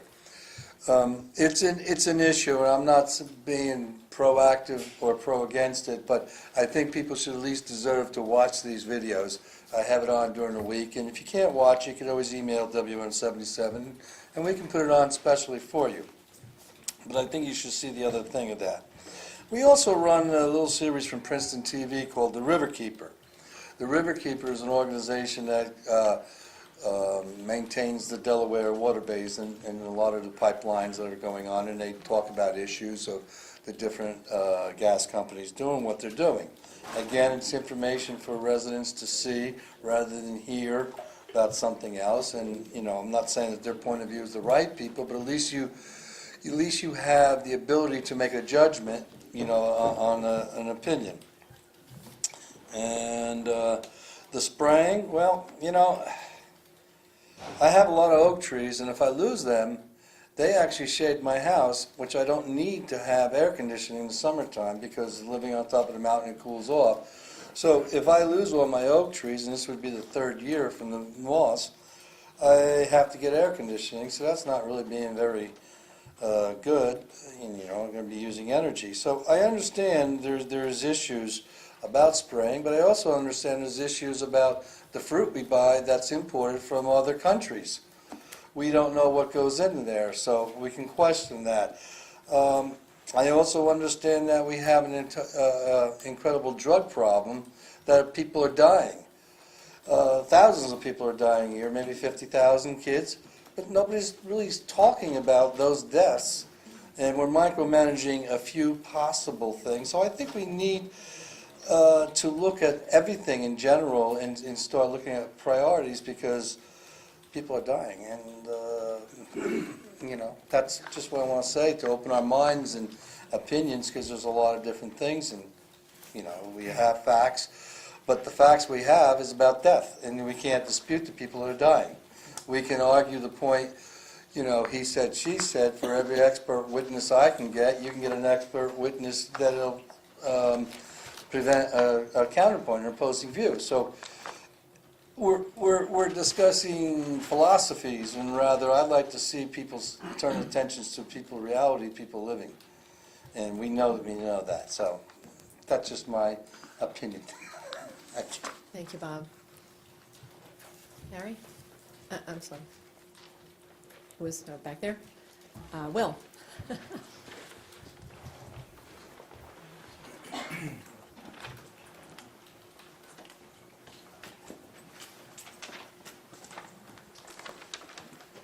Will Sedowitz, 694 Lakeshore Drive. I'm speaking as a member of the public, not the Secretary of the Economic Development Commission. However, in the 5 months that I've served on the Economic Development Commission, I feel like I've twice had to set precedent by writing out motions that we had on removing and replacing, and it's been crazy for me. And I feel like the only resolution that's been had was don't talk about it, and it doesn't seem to be helping things. And there's a lot of passionate people who kind of want to see if something's going to be followed up with it, and they wanted me to address it. I'm not sure how to do it except for to spell it out as I spelled it out to the governing body and such. So, to the office of the Township Clerk, the West Milford Township Council, and the West Milford Township Attorney. At the May 11th meeting, 2016 meeting of the Economic Development Commission, a decision regarding the recommended removal and subsequent removal of Gary Steele from the commission was held. A motion was made and a vote was held following this discussion, which resulted in a consensus recommendation that was approved by a majority of the commissioners. The three-part recommendation is as follows. 1. The Economic Development Commission rescinds the previous recommendation made on March 23, 2016, and given to the Township Clerk on March 28, 2016. The previous recommendation was: a special meeting of the Economic Development Commission was held on Wednesday, March 23, 2016.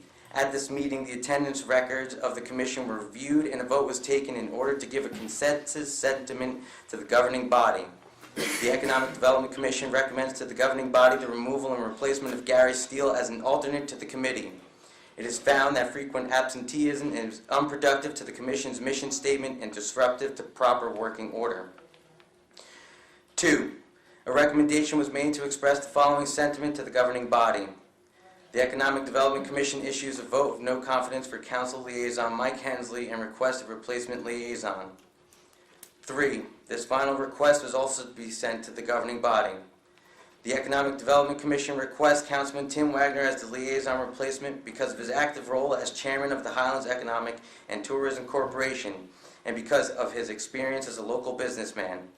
The Economic Development Commission has full understanding of the power of appointment being reserved in the governing body, and we have fully observed this delegated power. We will note that the following members voted for these recommendations in the affirmative: Joanne Blome, William Seidowitz, Michael Gerst, Dave Ashinsky, and Andy Piegel. The following members abstained from the matter: Tom McNair, Mark Werner, and Melissa Brown-Blauer.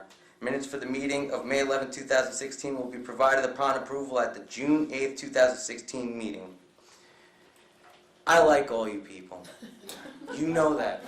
And it's hard to come up here to read something like this, but as a volunteer, we do need a resolution fast. Only because we want to do real things to help the community. So, thank you very much. Thank you. Michael Gerst, Sylvia Court, just for the record, I'm here myself supporting him, not as a member of the EC. Thank you, Michael. Anyone else? Thank you. Mr. Steele. We have two Mr. Steeles in the room. I recognize that. Is this spelled differently? Okay. You don't know that we're not related, though? No, we're not. I do now. Good evening, Madam Mayor and the Town Council. I'm here to talk about the issue with the pesticides that are being... I'm sorry, name and address for the record. I'm sorry, Carl Steele, 23 Gifford Road, Lakeside. I wanted to say that I know your hearts are in the right place. I think you're well-meaning, but I was so surprised how quickly the decision was made to make the decision to spray many portions or many areas of the township of West Milford. We were gone on a little vacation, came back, and I had no idea this was happening. And so I'd like the opportunity just to talk briefly about this. I think it was Robin mentioned Rachel Carson's book, Silent Spring. I think I was a teenager here in the 60s when we had that issue with pesticides, fish dying, and we had no idea what was going on until after the fact. And I hate to see that, repeated. And she was ridiculed in the I think it was Time magazine or Look magazine, or Life rather, put down, heavily with her assumption that she was overreacting to pesticides. Last night I was reading the New York Times, the science section, and it was a brief article about pesticides linked to ALS. I'm going to read the end of it first, so I don't want to be, too emotional or one-sided. But it says, we found that people with ALS were 5 times more likely to have been exposed to pesticides. But we don't want people to conclude that pesticides cause ALS. This is from a study by Dr. Eva Feldman from the University of Michigan. And it mentions about the exposure, the exponential increase with ALS and pesticides from 5 years ago, 30 years ago. It mentions about Agent Orange, which was supposedly safe for our GIs. I think we know better now. But that was a safe pesticide that was being sprayed over in the jungles of Vietnam.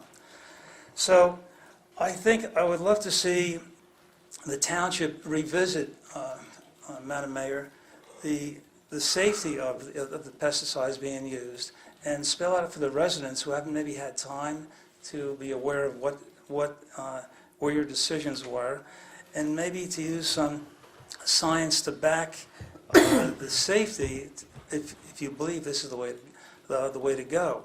But I think when I read articles like this, that there are relationships with pesticides and other ailments that are taking place throughout the country and the world, it's not in our best interest, I think, to rush to this decision to use this as the only way to address this problem. So do you think in the future, in the next few weeks or next month, that the town council can address this issue and use some science to flush out the concerns that our citizens are having? That was my question to you. Thank you. Thank you. Thank you. Yes.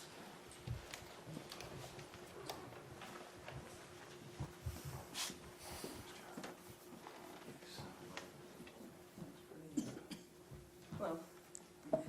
My name is Judy DeJosia. Thank you for giving me the opportunity to speak with you this evening.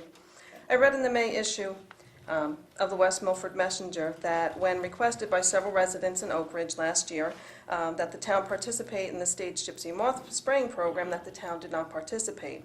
At that time, it was 123 acres that were recommended for treatment. But the paper stated that much has changed this year, and approximately 2,300 acres qualified for the state spraying program. My question is, what's changed? Why are we spraying? What sort of field study or investigation was conducted? Where is the data that indicates that the extent of the problem is this bad and what areas are most affected? Is it assumed that because we had a problem last year, that we're going to have one again this year? This year is very different than last year. We've had a very damp and rainy month. This can make all the difference. In the 1900s, a fungal pathogen was introduced to the environment of the Northeast. This was because the fungus naturally kills gypsy moths. I've read that the fungus obviously doesn't work every year, but it is effective, at least, in slowing down the rate and length of feeding time in the years where there has been a damp, wet May. We certainly have had that this month. So respectfully, my question is, where is the field study research that indicates that we should even be spraying at all? And what has changed so much this year, to quote the paper, that you are allowing and funding the spraying of a pesticide which cannot differentiate between the types of caterpillar larvae and will thus affect many moth and butterfly populations? And we aren't even sure what 80% of the pesticide contains and what specific threats they pose, causing a disruption in the ecosystem and possibly biomagnification. Thank you very much. Thank you. Thank you.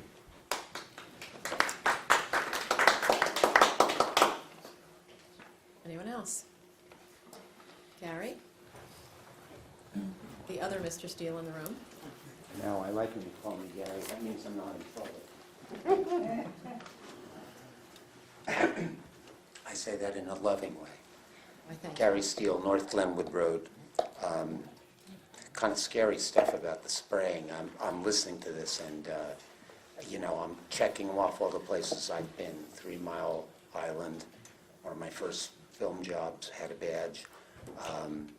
Love Canal, same thing. Those houses that they all bought from people, they then later put back on the market. I went back years later and did a film about that. They were taking the boards off and reselling them. And I've been to a lot of toxic waste dumps when I was very young and optimistic, and thought social documentaries was a good thing to be doing. It's serious stuff and it's very complicated, and it gives you pause with everything else that's going on, because you can't, I've said this before, some things you can't put the genie back in the bottle, and it's really, when you find out after the fact, it's not great. It's complicated, I know. The other thing is, I'm going to stay away from politics. So what I'm going to say is, so it's hard to stay away from politics. What I'm going to say is, I just want to thank Antoinette and her staff, Judy, and I don't want to interrupt her, she's very busy, Nicole. They've been incredibly helpful and forthcoming with information. I sent a letter to Antoinette yesterday saying something to the effect of, why can't you get me this? Why can't you get me this? And she responded typically the way she does, you have it already. And sure enough, did have it already. I had misfiled it. So they've done a tremendous job. It's probably not the most pleasant thing that they do, but it was very, very useful because it let me know basically everything that I needed to know to be here and say what I'm going to say right now. It's not that much fun to be on the EDC. I know everybody must think that's like, wow, that must be great. It's a lot of work. But more importantly than that is I think this governing body should think about how they want to approach volunteers moving forward. You can't change the past, but moving forward. We can certainly adjust the ordinance in town so that it aligns with state law and pull the stuff right out. Shouldn't forget Fred. He's also been very helpful. I can only imagine it's like herding cats up there probably. So moving forward, just so that these kinds of things don't happen again. I think we all pretty much know what happened. It's unfortunate. I wound up getting a tremendous amount of support in the process.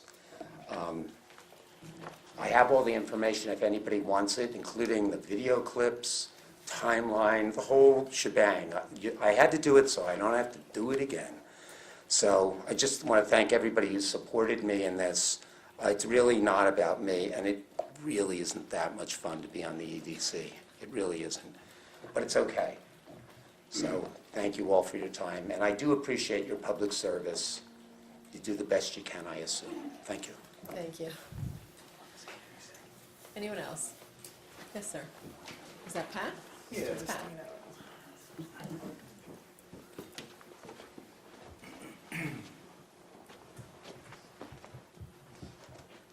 Pat Restaino, 108 Timber Lane, Newfoundland, New Jersey. If I could sing, I'd break out into a chorus of hallelujah, since I see Mr. and Sarah's finally starting the reincarnation of the ShopRite shopping center. And I would hope that maybe some other businesses around town, or maybe they aren't businesses, maybe they just collect things. After this is done and our library is done, thanks to the council and the library board, maybe some of these other people would take some more pride in West Milford and clean up their properties and make them look as good as the center of town. The second thing I'd like to talk about is my other favorite subject, which is brine. I know I read in the paper that we're trying to save money, and I know a couple years ago, Mr. Signorino talked to us, and through no fault of anyone, with people coming and going in some of the higher levels of our town employees, this thing got kind of pushed around. But one of the things that I surveyed was that every town that I talked to, and I talked to dozens of people in dozens of towns, the one thing they all said was they saved money. The DPW head in Booton told me that his snow budget went down 20% using brine. Not one person ever said that they tried it, and when they tried it in a business-like, workman-like manner, and they did it the way it should be done, not one person ever said that it didn't work and they're going back to grits. So we pay thousands of dollars to lay grits down. We pay hundreds of thousands of dollars to buy equipment to pick up the grits. And I'm sure they're still doing it as I'm speaking, because I know some roads I travel on, I still see grits on the side of the road. They do a great job, by the way, but it takes a tremendous amount of time. And then when we get all these grits, we got to do something with them, because we just can't dump them in a stream or in a swamp or on the side of the road. And so if they're contaminated, we have to take these grits and somehow dispose of them and cost more money. So I hope that as part of our cost-cutting things, that we really look into brine and we come up with a plan where we can truly and honestly judge it with quantitative facts. And do a section of town, only brine, do it right. At the end of the season, hey, if someone says we tried it, Pat, and it don't work, I'm done, I tried. But we have to do it right. We can't do a street here, a street there. I do know when they did it once on my street, after they had cleaned it, there was that snow that kind of snuck up on us. They did the brine.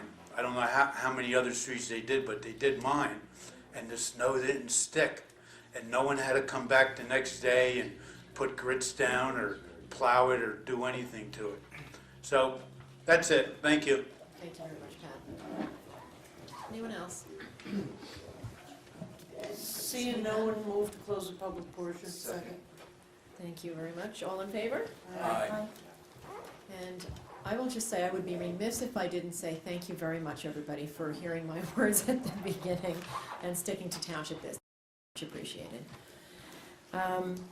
Council comments, on public comments. I have,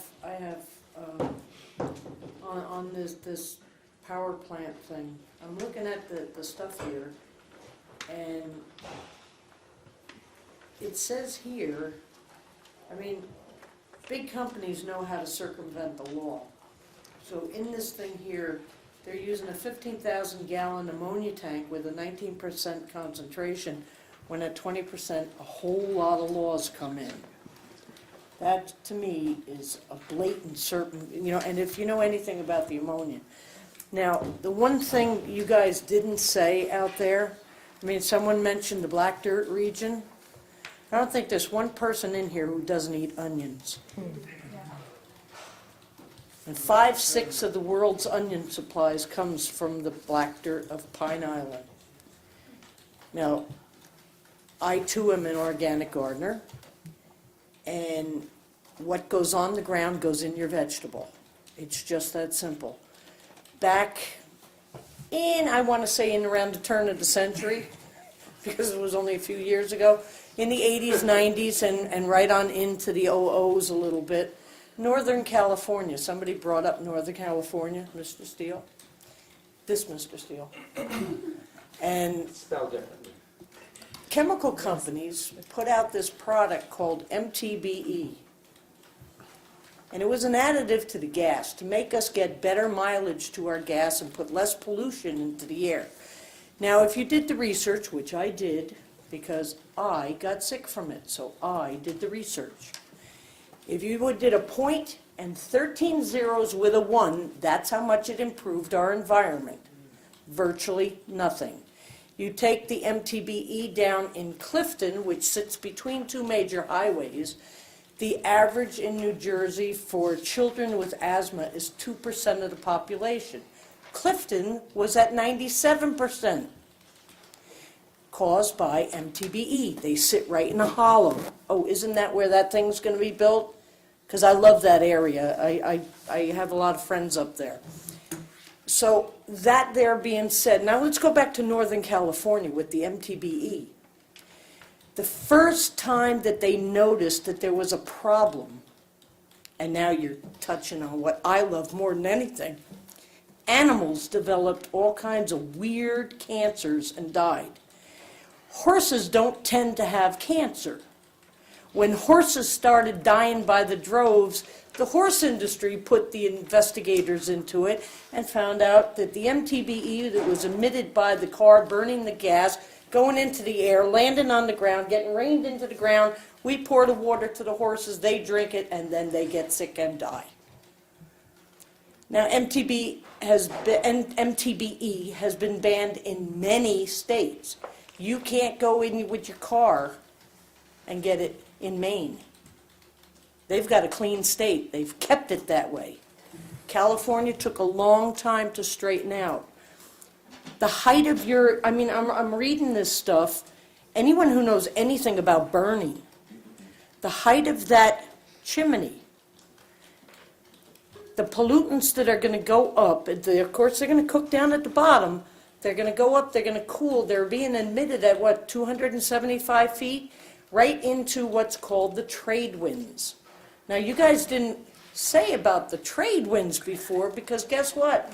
We line up with that. That's where I have a lot more. That's where our weather comes from. It comes from that direction. You know, I'm a farmer. I know which way. You guys are north of me, and that's where all my weather comes from. The good stuff comes from the south, which doesn't come very often. So that's another thing. I mean, there's so much stuff in here. You want to talk about fracking. In fracking, they just had a big article on the news station last week about earthquakes. Earthquakes caused by man, by fracking, at a higher rate than, wait a minute, you say right here it sits on a fault. You know, those faults are there for a reason. We feel the rumble every now and then, and those are the ones that are, I hope, God created, not fracked ones. There's a whole lot more here, and Ada, I don't mean to interrupt because I know you have well more than 5 minutes, but I can hear your passion, and might I just suggest that I believe what you're getting to is that you support renewable Absolutely. energy and you support protecting the health and safety of our residents and the environment, and you would therefore like to request that the council place this resolution on the next agenda for consideration Absolutely. upon attorney review of any potential conflicts or misinformation. Yeah, I'll second. I will second. I would support that also, Mayor. Thank you, so would I. So, with that said, I want to, actually, As you I said, want to it's- applaud you people, Right. because if you think I'm passionate, you're nuts.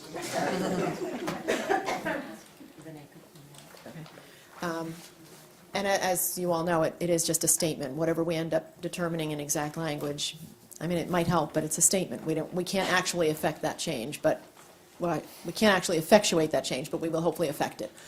So, thank you, Ada. Again, I didn't mean to cut you off, but I know you could probably go on and go bullet by bullet on every issue in here. And I do believe this governing body, would agree, and we'll get something together.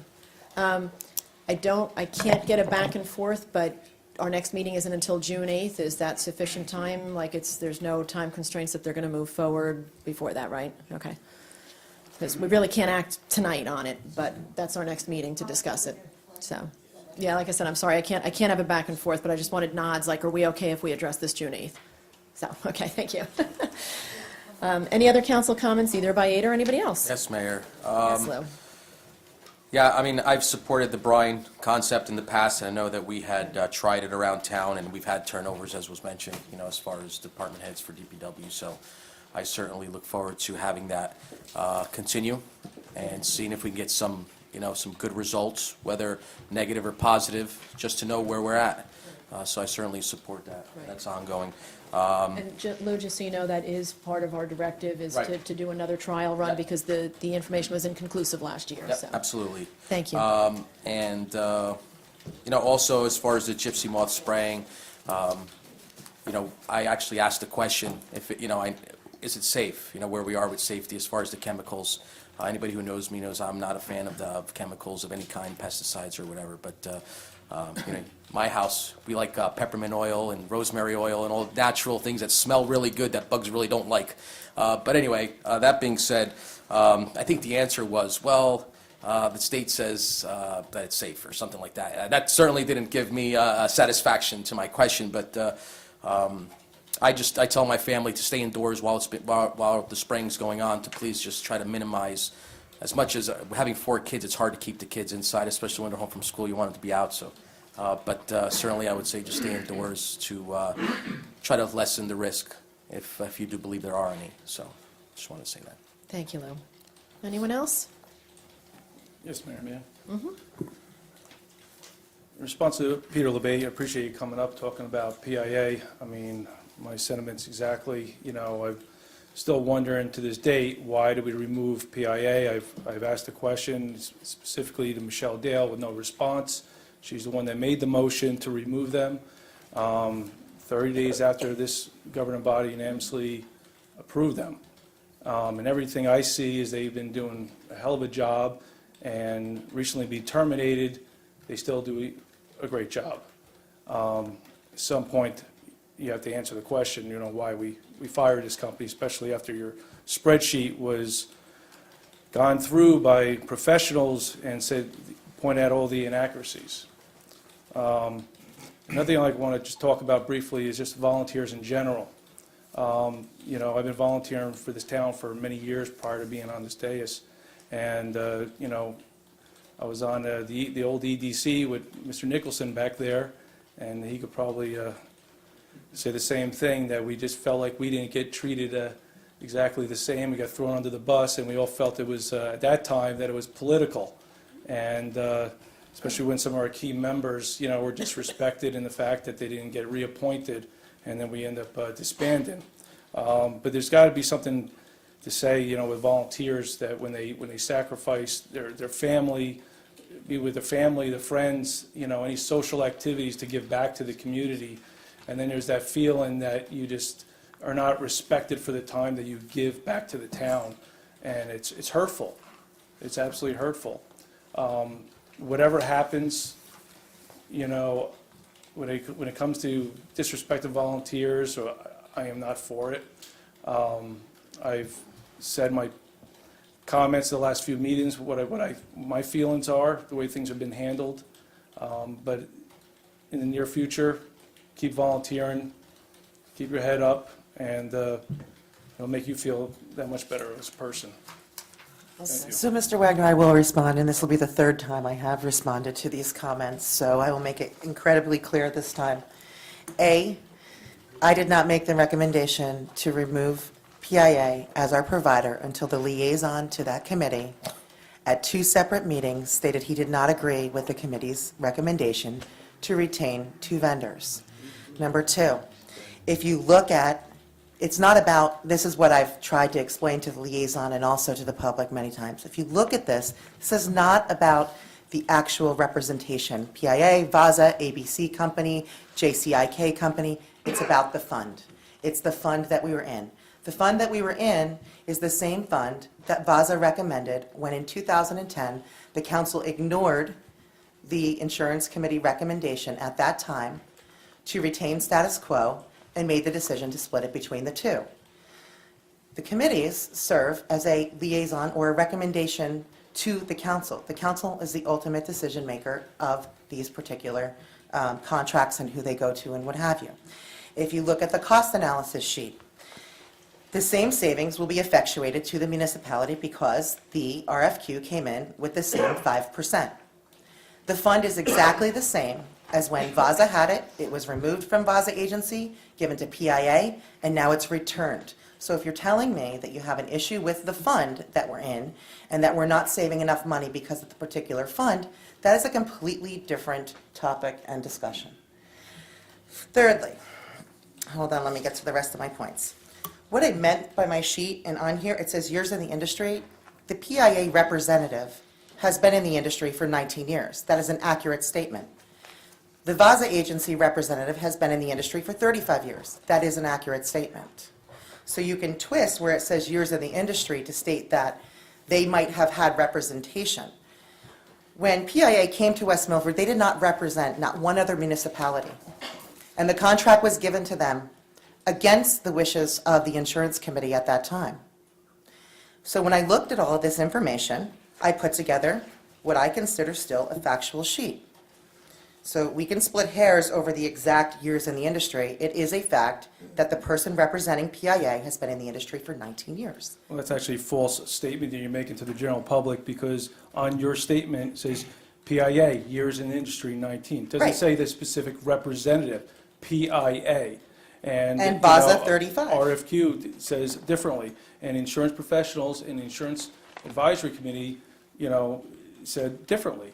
So are that's- you that's- telling me that I'm not being truthful and Your saying that information's wrong. Let me finish. Your information's wrong, And not only that, but you're trying to point the blame to Councilman Signorino. The fact of the matter is, you are the one that made the motion. Absolutely. At 11:50, that's right. And I stand behind the motion now. You are the one that made the motion. So to stop pointing the blame to Councilman Signorino. I would have not brought it up had he Yes. not continued to state that he disagreed with the insurance committee's recommendation. He said he responding to- those are his words, Mr. Wagner. I cannot change those words. That's what was said. He did not say, I disagree with these, and this is what I would like to see us do. As a matter of fact, he made a very off-the-cuff comment that the rest of us were not interested in saving money. And I take exception to that, because that's what we're all here to do. Sounds like vindictive behavior, because, and not for none, but The because next point I was going to make- PIA was doing a great job. It's They not- you had no just cause to fire them. Once again, They did. it's not about the representation, it's about the fund. Are you saying you have a problem with the fund? I have a problem the way you handled it. Do you have a problem with the fund? If we're in the same fund, why does it matter who's representing the fund? Why would you, well, again, wait, I I'm like- asking you to personally, answer me, the I like question. competition. I like competition. I like two companies. Competition, it's and the I'm not- same cost. And I'm not gonna, sit up here. It's the when same we cost. have a business that was doing a great job, and then you fired them 30 days after. I didn't personally.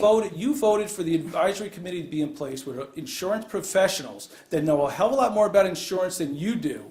And you decided 30 days after, because you're getting a back and forth with Lou Signorino, that's what, let's be honest. that's Exactly why you what did it. happened in That's 2010. exactly why you did it. The insurance committee all I made a gotta say. recommendation in 2010, That's all I gotta Mr. say. Wagner, It was and they political went move. against the advisory Congratulations. committee's recommendation. Why did that happen? Congratulations, it was a political But movie. why did that happen? Why in 2010? If you know all the history, why did that happen in 2010? Why did the insurance committee go against the recommendation then? Mr. Signorino, were you on the council in 2010? Perhaps you can shed some light on that. Actually, it was just prior to me getting on, but I'm going to wait until Councilwoman Dale finishes her comments. I certainly don't want to interrupt, and I'm being addressed, I'm being called out by name. I certainly will be speaking, so I'll just wait. So those are the reasons. I've said it for the last 3 meetings. You can keep bringing it up. The council voted. The council voted. It was a 4-2 vote. That was the recommendation. That should be the end. Well, it's not the end, but go ahead. It should be the Anyone end. else? Though correctly being, the council has made a decision, and yet we're spending valuable council time going over this and going over this and going over this. And, it is a waste of time at this point, and I just don't get it. I just don't get it. Well, that's a shame that you don't get it. I don't because- get your let's- continually let's- bringing it up. It doesn't make sense Bring to it up me. because when something is wrong, and. Well, what was wrong exactly? What's wrong about it? Is there a problem with the fund? Answer her I'll question jump then. in whenever you guys, if you want me to I'm kind not of gonna- clarify I some said things. my I piece. certainly don't I said my mind. piece. Let's I let think Lou the make his, Certainly. public Mind. could make their own conclusion, whatever. let's let. How about that clerk? All right. We're let's being let- nice. Let's let Lou make his comments. So just to clarify, if anybody doesn't know, this has come up several times. The night that the motion was made to remove PIA, I had not made any comments. But at the previous meeting, I had, because I feel passionately about trying to save this town money. And I had been the liaison to the insurance committee in the past. Actually, it was right after the first switch was made. Originally, we had Vaza Agency, and apparently, as our records show, he's been with us for 22 years. And just before I took office, there was a speak-off. I was in the audience, just like you. I was in the audience, and I had the opportunity to see these two companies, insurance companies, have a speak-off. I can tell you that I was impressed by the company that ended up getting the PNC. That's the property and casualty, that's our risk manager. Until that speak-off happened, the person who was running all the insurance, which by the way is almost $5 million, that's the biggest thing in town, okay? This one company was running all of this insurance. Until then, they were charging, I think, 6% for just the PNC side. And here you introduce another company that was willing to do it for 5%. So it created competition. We already saved money because now the other person, apparently now that we've hired them and given the boot to the other guy, is willing to go down to 5%. Would that have ever happened if there was no competition? I don't think so. Nonetheless, I was not an elected person at the time. I wasn't sitting up here, but I experienced that. That first year, I was a liaison to the insurance committee. And what I saw from our vendors, whatever you want to call them, providers, I was impressed at that one company was willing to think outside the box. Maybe we were the first job at the time. I certainly don't believe that they are now, or at least the representative. And just to clarify, when you work for a company, it's not just you, it's all the resources within that company that you represent. So I think that that's where there's a differentiation there. There's some kind of confusion as to who has how much experience or whatever. We're hiring a company. Anyway, I don't want to get off on a tangent, but I was very impressed by the one company because there seemed to be great effort into trying to find ways to accomplish our goals. And that's really, as a contractor, right away, I mean, that's appealing to me. You know, if I go to somebody, I want to buy a product or hire them for something, and somebody's just like, well, it just is the way it is, and just shrugs it off. I certainly am not too impressed. I really don't, I'm going to think twice about hiring them. But then you have somebody that's willing to work, and you could see that they're eager and anxious to see results, give you results, so that you're happy. To me, that's a big deal. And that's the experience that I've had since then. And apparently, this council even felt that way just as recent as 2 months ago, because this council decided to keep the two companies. So Although you didn't agree with that. I'm getting to that, man. So where it was said that I was the one, that the recommendation was taken by the liaison. So at the insurance committee meetings, the insurance committee had agreed to maintain status quo at the advice of our administrator, at the advice of others. And certainly, I disagreed, as I have in the past, because I believe that we should have competition. We should think about going elsewhere to find better deals, try to save money.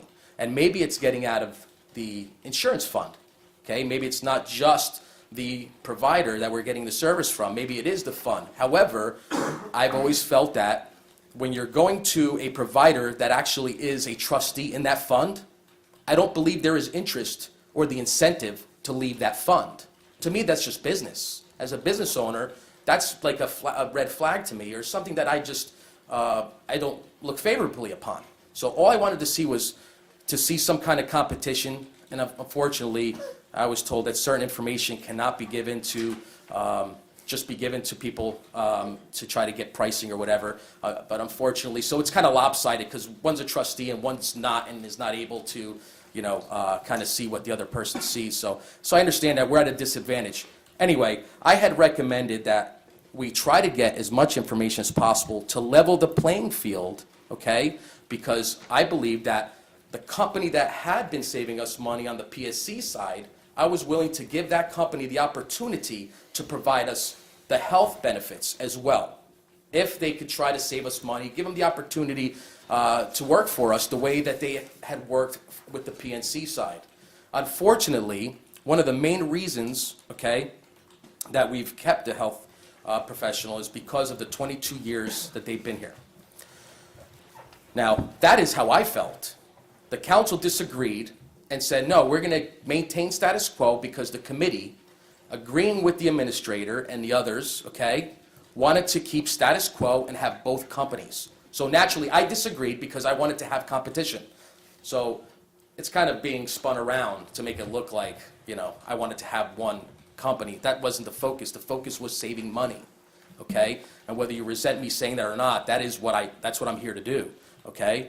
Now, ultimately, 30 days after this status quo agreement came about, suddenly, I had not made a mention of it, Councilwoman Dale made a motion to immediately fire, or I don't know the proper verbiage, the exact wording, but to fire this company and to give all almost $5 million worth of business back to this company that had been for so long providing us all the insurance in this town.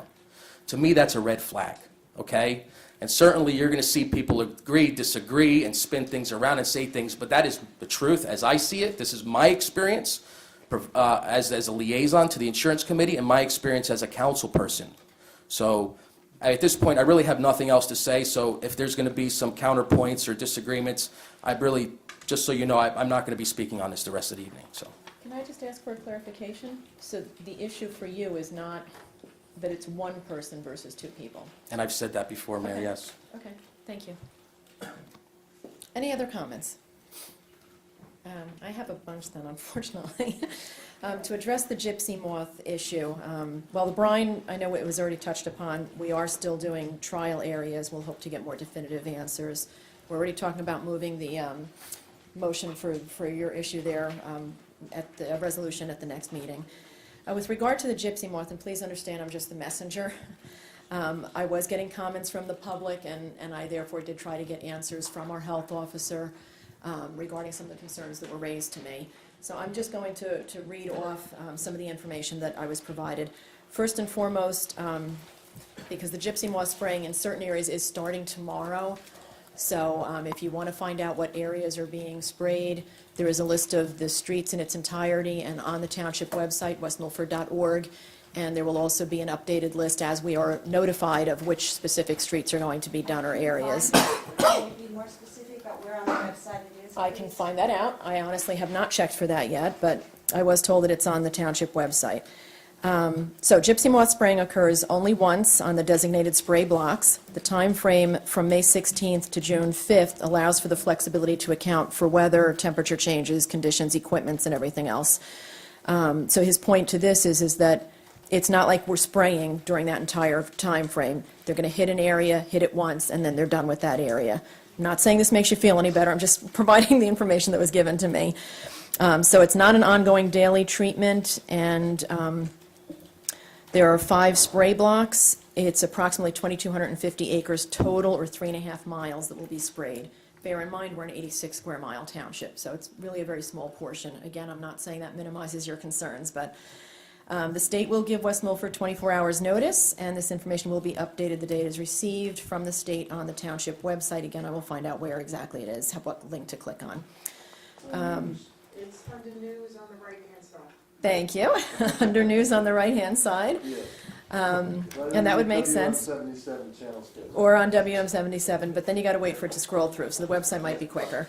The website will indicate if spraying is scheduled or not scheduled on any given day. A no spray flyover time has been set, of course, between 7:30 and 8:30 a.m. when kids typically are out at the bus stops.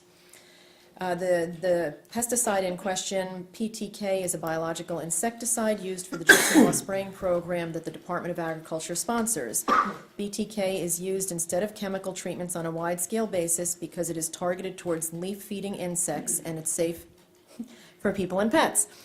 The environmental effects of BTK, according to the Department of Agriculture fact sheet, indicates a residual of less than 10 days, and sprays can be applied near water and over garden crops without causing adverse effects. Again, don't shoot the messenger, I'm just passing along the information that we received. The inactive ingredients and the active ingredients, BTK, are mixed with water, which makes up the majority of the spray solution. BTK is a biological treatment, and as a spray has been used for several years and is considered safe to humans, animals, birds, fish, etc. The gypsy moth spray program was utilized last in 2004 in the state of New Jersey, and no significant issues were found in the files from that program at that time. I also have information whether there were any other alternatives, because I know we discussed that in some of the emails that I had received. The state's answer is the New Jersey Department of Agriculture is recognized as a leader in promoting the use of biological control measures against a variety of agricultural and forest pets. For many years, the department reared and released millions of parasites and predators of the gypsy moth in order to establish a means of natural control. In some regions of the state, these parasites and predators have worked very well in stabilizing gypsy moth populations for many years. So by selectively spraying only residential and recreational areas, treating only a small portion of the entire infestation, we are allowing these natural predators and parasites every opportunity to control the growth of gypsy moth populations. However, where epidemic numbers of the gypsy moth exist, which is where we come up with that 2,520 acres, The natural enemies cannot prevent heavy defoliation in these areas, and aerial sprays are recommended on a selective basis. And then they go on to say various mechanical control measures such as egg mass removal or adult moth trapping may have some value at low population levels, which is less than 10 egg masses per acre, but have little effect when the populations are high, meaning 520 egg masses per acre or more, which are the areas that are being treated. They're that high. Then I have a fact sheet, but it pretty much says the same kind of thing. It's economically feasible, biologically effective, it's the least toxic insecticide for use in residential areas to control gypsy moths, and it has a residual life of less than 10 days. I do have, and I'd be happy to pass it out, a street list, but it is on the website under news, on to the right. Mayor, can I just say one thing? You can hear the spraying, so if people want to play it safe, if you hear their... I believe Got it, they're thank you. using- I will specify that, but going to the website, they did in a prior, Can't go inside. in a, Bears can't go inside. No, I understand, sorry, and I'm sorry, I can't allow that to start happening now, and I'm really sorry, but we can't have the back and forth, but I'm merely passing along the information. I certainly understand your concerns. You certainly know how I care about the environment and animals, and, you know, I've dedicated a huge part of my life to But you it. can bring your kids inside if you hear it. So, Happens. on a cruise, right? and then, You're all invited. you know, I'll just say, with regard to the insurance issue, and I don't vote on those matters. I've had a professional and amicable relationship with both of the professionals. I think they've both done excellent service to the community, so I'm not judging either one of them. But some factual basis. A lot of what was said here tonight is correct. There is a history where the insurance committee that we have is an advisory committee. It has always been made up of insurance professionals. That's why they volunteer their time and their expertise. They make recommendations. Those recommendations have not been followed in the past either. And those decisions by the council at the time, once it's a majority council decision, they've not been questioned. The council has the right to make their own decision. But to get to some of the points, because I know a lot of information has been said, and again, I respect both professionals. This is not judging either one of them. But we used to be part of a different fund. It was the New Jersey fund, right? It was called the NGIF, the New Jersey Intergovernmental Insurance Fund. And I am the only person up here that has been on this dais long enough to not only have recollection, but have the documentation.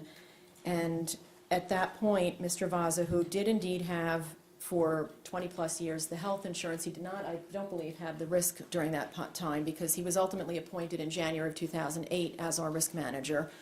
And he held that position until April 1st, 2010. It was for 2.25 years. But he ended up getting that risk management position contrary to the recommendations of the insurance committee at that time, because he put together a really fine presentation, and honestly, I have it here. It was a 22-page comparative insurance study which compared the fund that we were in at the time to other funds, and ultimately, specifically, the one that we're currently in, which is the Morris County Fund. He goes through, he looked at the program structure, value-added services, coverage comparisons, and then price and financial results.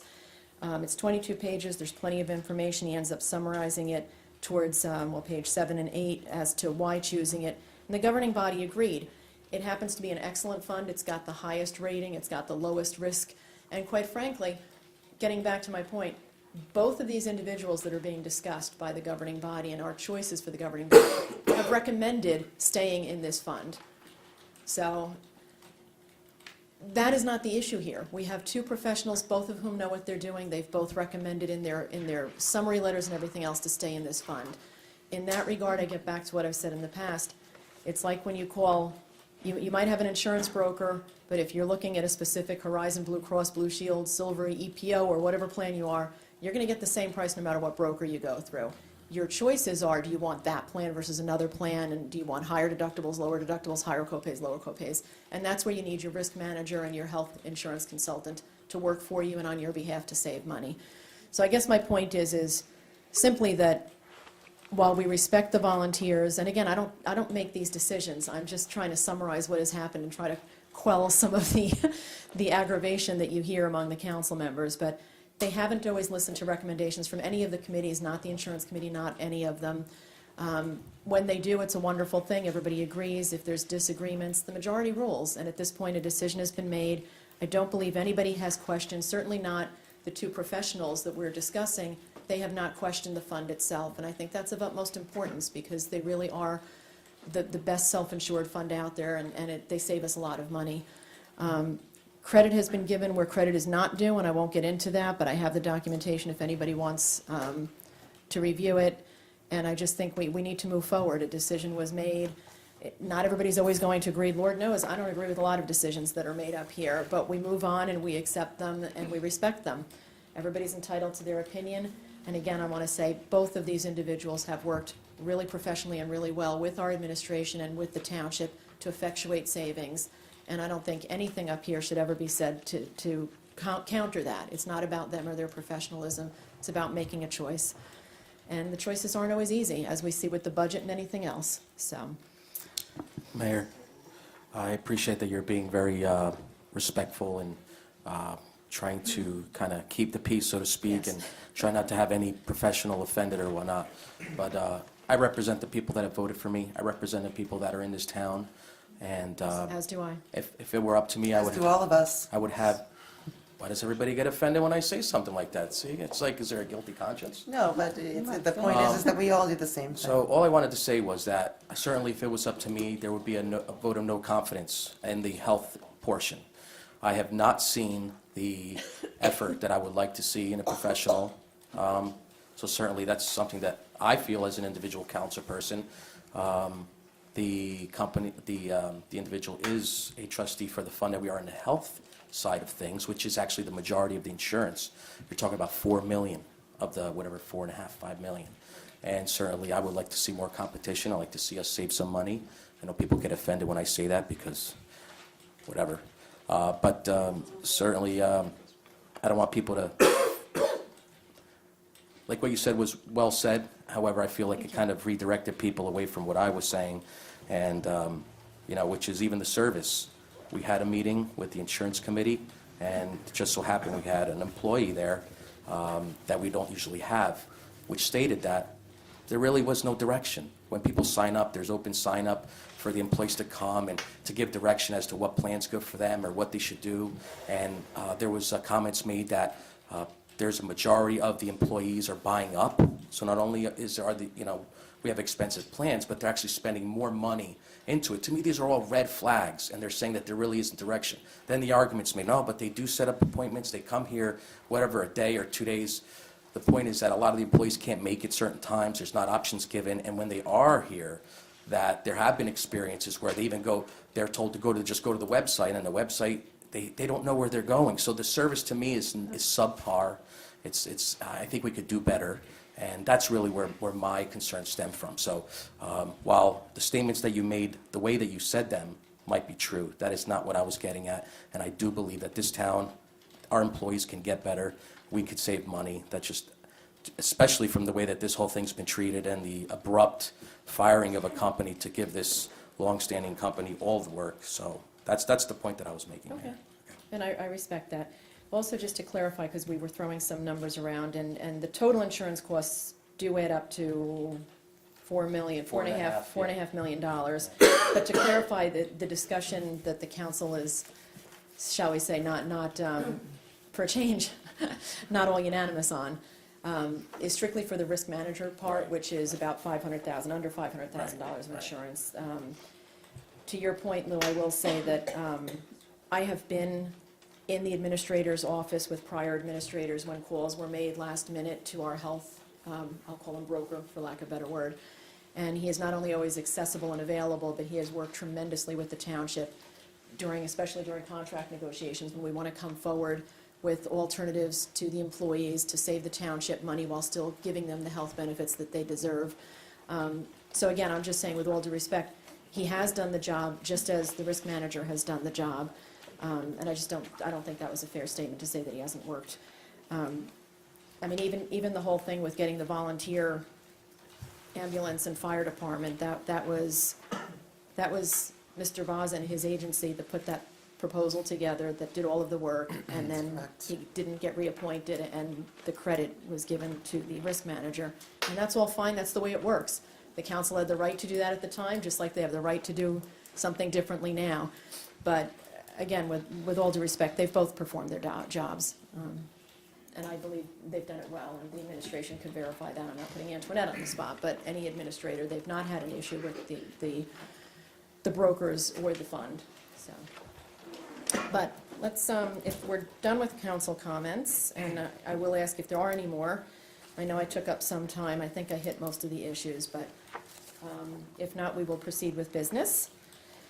And the next item is ordinance 2016-009, an ordinance of the Township of West Milford, County of Passaic, State of New Jersey, authorizing stop signs at the intersection of Terrace Road and Cliff Road.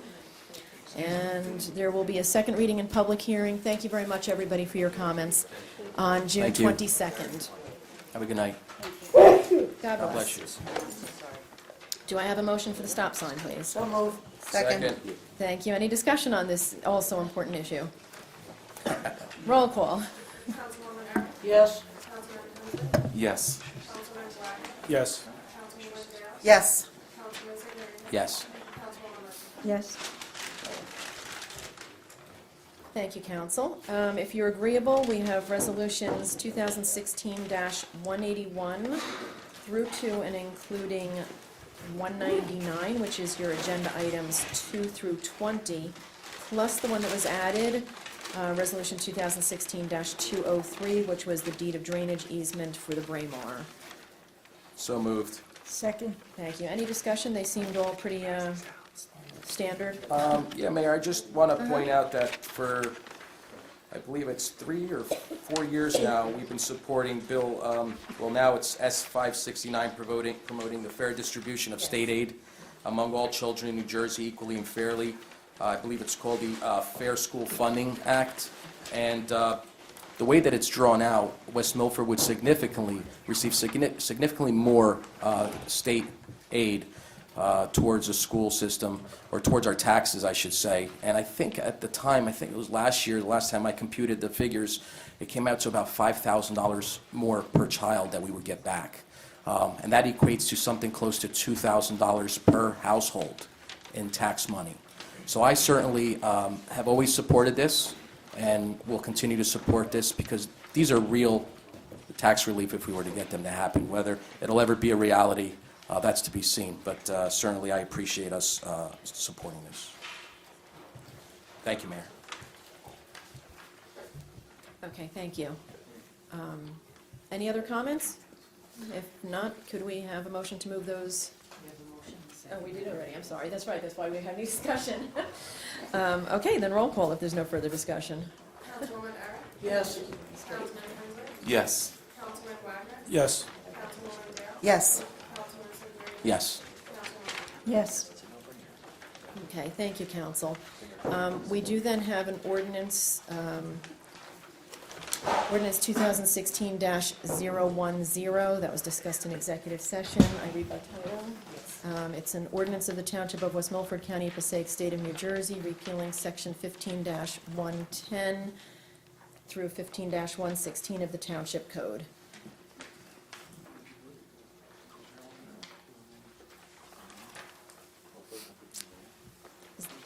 Is there a motion to move that ordinance? There would be a public hearing on June 8th.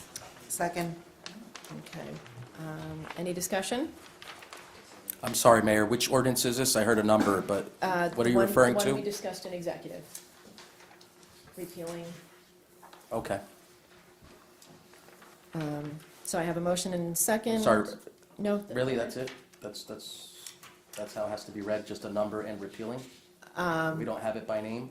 Well, I read the section, I read the title, that's what I always Sorry, do. then I apologize. Could you Yeah, repeat it? 'Cause I didn't certainly. hear it. No, I handled it the same way I handle everything I else. I read the apologize. title. Yeah, I missed that while I was getting my That's okay, papers that's all together right. here. It's an ordinance of the Township of West Milford, County of Passaic, State of New Jersey, repealing section 15-110 through 15-116, thank you, of the Township Code. And there was a motion and a second, so it's discussion and then roll call. Mayor, can we read the entire ordinance, because I'm not supporting this at all? I would agree, I would agree. Me too. Whereas Section 15-110 through 15-116 of the Township of West Milford Codes provide for the establishment, purpose, membership, terms, powers, and duties, appointments, membership, and officers of a Municipal Economic Development Commission. And whereas the Township is currently involved in a number of economic development initiatives, including possible revitalization initiatives and watershed equity legislation. And whereas at this time these initiatives are better handled directly by the elected officials of the Township. And whereas the EDC was established with the specific and legislated charge that they seek to obtain nonprofit status. And whereas at the 5/11/2016 EDC meeting, the members discussed certain matters that were contrary to the specific advice of the Township Legal Counsel. Now therefore be it ordained by the Township Council of the Township of West Milford, County of Passaic, that Section 15-110 through 15-116 be and is hereby repealed, and all economic development initiatives will henceforth be within the jurisdiction of the West Milford Town Council. This ordinance shall take effect 20 days following final passage, approval, and publication as required by law. Thank you. And as I mentioned, there would be a public hearing on June 8th. So, any comments? Well, like I said, Mayor, I'm not going to be supporting this ordinance. Let's make that very clear. This could have been done better, but I'm not supporting this at all. And I'm sure the public can make their own conclusion where this came from. Thank you. And certainly, I would echo that. I certainly would never support something like this. I think we're handling it incorrectly, but that's just my opinion, and I certainly wouldn't want to give the appearance from the public that that we are, maybe covering something up. Once again, I'll disagree with that. I think that's a very unfair statement. And the reason why I will support this is because of the fact that this one particular line, whereas the 5/11/2016 EDC meeting members discussed certain matters that were contrary to the specific advice of Township Legal Counsel. I will not support putting West Milford at risk and for a lawsuit to keep this together. I'm sorry. Had that not happened, it could have been a much different outcome. Thank you. I would certainly like to echo that thought. That's why I'm voting in favor of this ordinance. It's that stipulation right there in the ordinance as read by Councilwoman Dale. It's a shame. Thank you. Any other comments? Roll call vote. Councilwoman Eric? Yes. Councilman Hensley? Yes. Councilman Wagner? No. Councilwoman Dale? Yes. Councilman Signorina? No. Councilwoman Montgomery? Yes. Thank you, Council. And we have a motion, Resolution 2016-200, a resolution approving the payment of bills. Pay 'em. Second. Any discussion? Again, I have to say for the viewer out there who says that we don't question anything, they were anything that we thought we did question. It doesn't have to be brought at this dais to question. Right. Thank you. Any further questions or comments on the bills? No, thank you, Mayor. Thank you. Then roll call, please. Councilwoman Eric? Yes. Councilman Hensley? Yes. Councilman Wagner? Yes. Councilwoman Dale? Yes. Councilman Signorina? Yes. Councilwoman Montgomery? Yes. Okay. Thank you. And we're on to reports. And Michelle, you're up first this week. Oh, great. Actually, I forgot my notebook.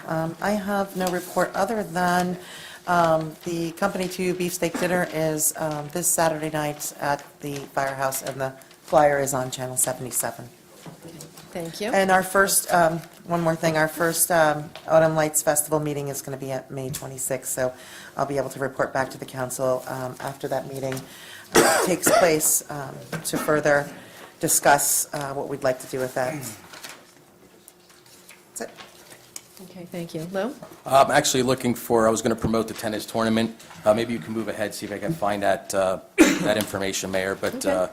thank you. Marilyn?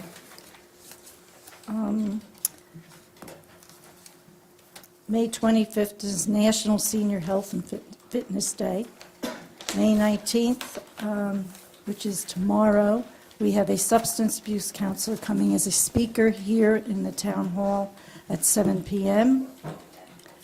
At the high school today, they did have one of those DUI mock reenactments at the high school. The students made a film, and then they left the auditorium, and all the first aid EMTs, the fire company, and a local funeral director all participated with students that participated in the whole mock setup.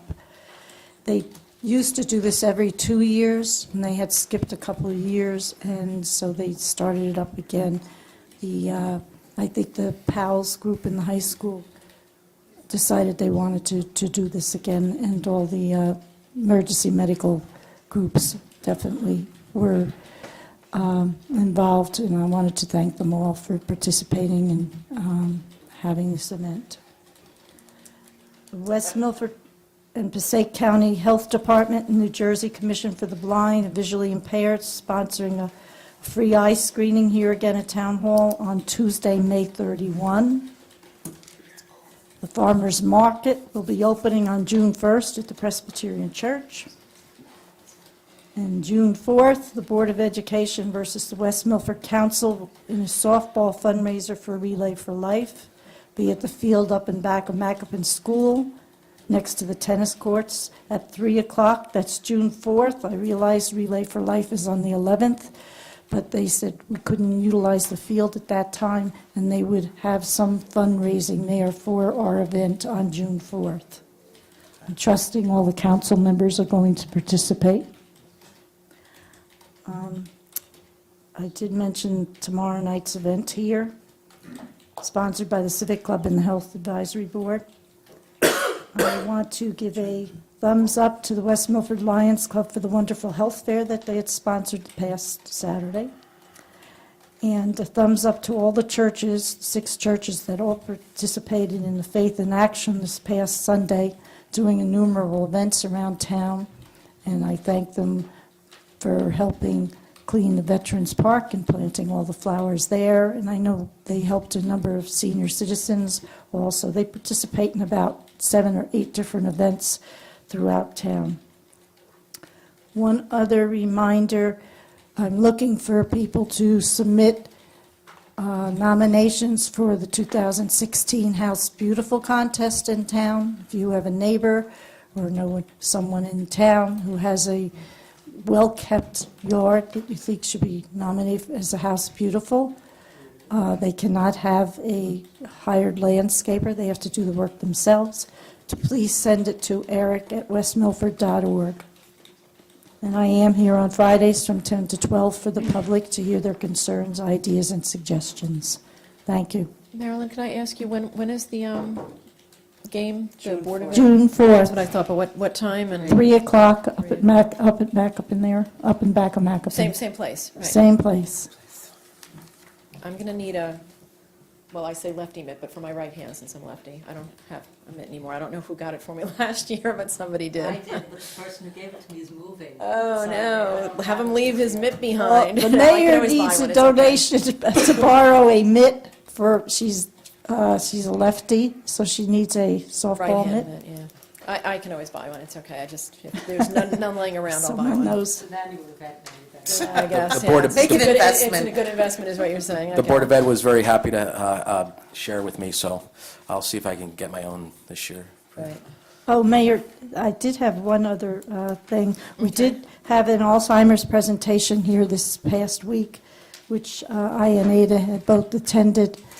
The Health Advisory Board had wanted to have one, and I went to the Highlands Family Success Center and spoke with them, and they did bring in a speaker from the Alzheimer's Association. It was very informative. We had quite a crowd of people here, and we've been told that we will have a Alzheimer's support group in town too, and we're going to have a lot more meetings for people that and families that have been affected with this disease. Thank you. Okay, thank you. Lou, did you find what you Yeah, I did actually. Thank you. No, I appreciate it. As long as my head's turned this way. You know what? Because they put so much time into it, and I really would not want to. And you're afraid time will kill you. So June 11th and June 12th, 2016, the 24th Annual West Milford Museum Tennis Tournament, directed by Carl Richko. Now, the tournament provides funding for us to keep the West Milford Museum, which is directly across the street.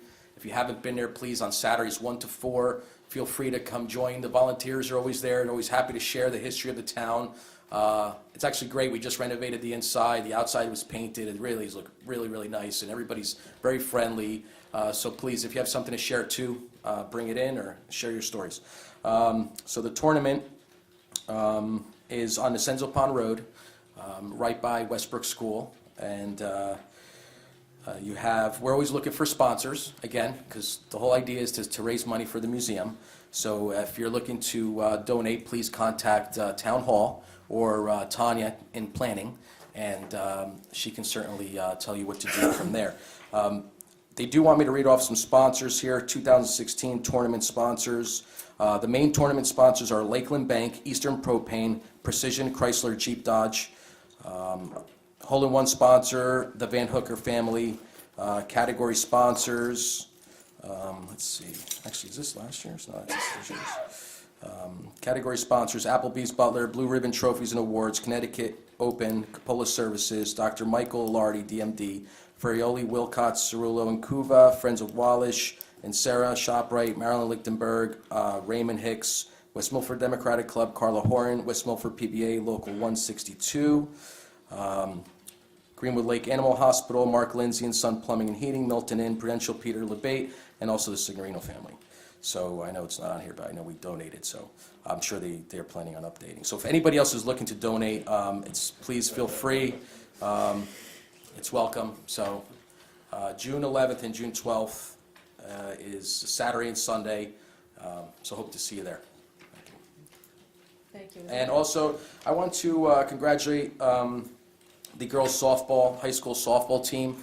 Although they did not win the county tournament, keep your head up. You did a great job, and just keep moving forward.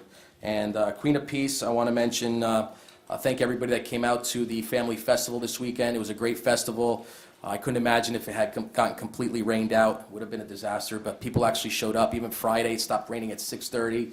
People came in and had a good time and used the rides and ate the food, and it was great. And Saturday, Sunday was a great day, great weather.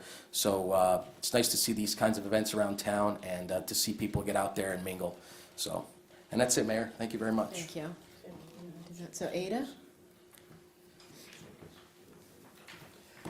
Yeah, I have a couple of letters to read. The first one is a short one, and it's a thank you to Terry Duffy and the Passaic County freeholders. And I'll quote this: West Milford faces a lot of hurdles when it comes to development. Most buildings are older and were not built to ADA accessibility. The township has put forth every effort to make the necessary updates, and I am glad to help achieve that gain. This is a quote from Terry Duffy. And this is for a $6,000 grant towards the ADA-approved automatic doors at the West Milford Recreation Center.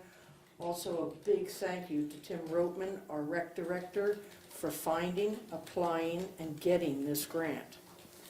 Excellent. So I already thanked him in person, too. I was going to ask for more information on that, because we got it in our mail about that plant that these people came up, but, so that's it. We did the other thing, the Alzheimer's support group will be out of the Chelsea. And it was a wonderful program, they're willing to come back also.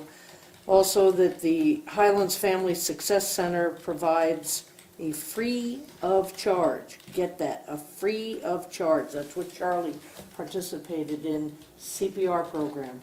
The more people we get certified, you don't have to be certified. All you got to do is learn the skills. And that proved what that does. And What is that next course? I'm sorry. you got to call over there. Okay. They, because it's Edwin and I who do the teaching, so they put the classes together and then we Okay. just go and teach them. This is a letter from the State Department of Health. I need to read this for EMS Week. As you go about providing emergency medical care to your patients, we would like to take a moment to thank you for all that you do.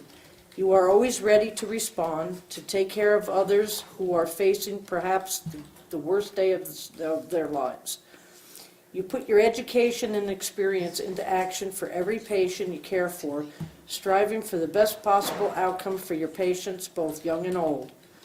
Weather, traffic, potentially dangerous environments, you still respond because someone is depending on you.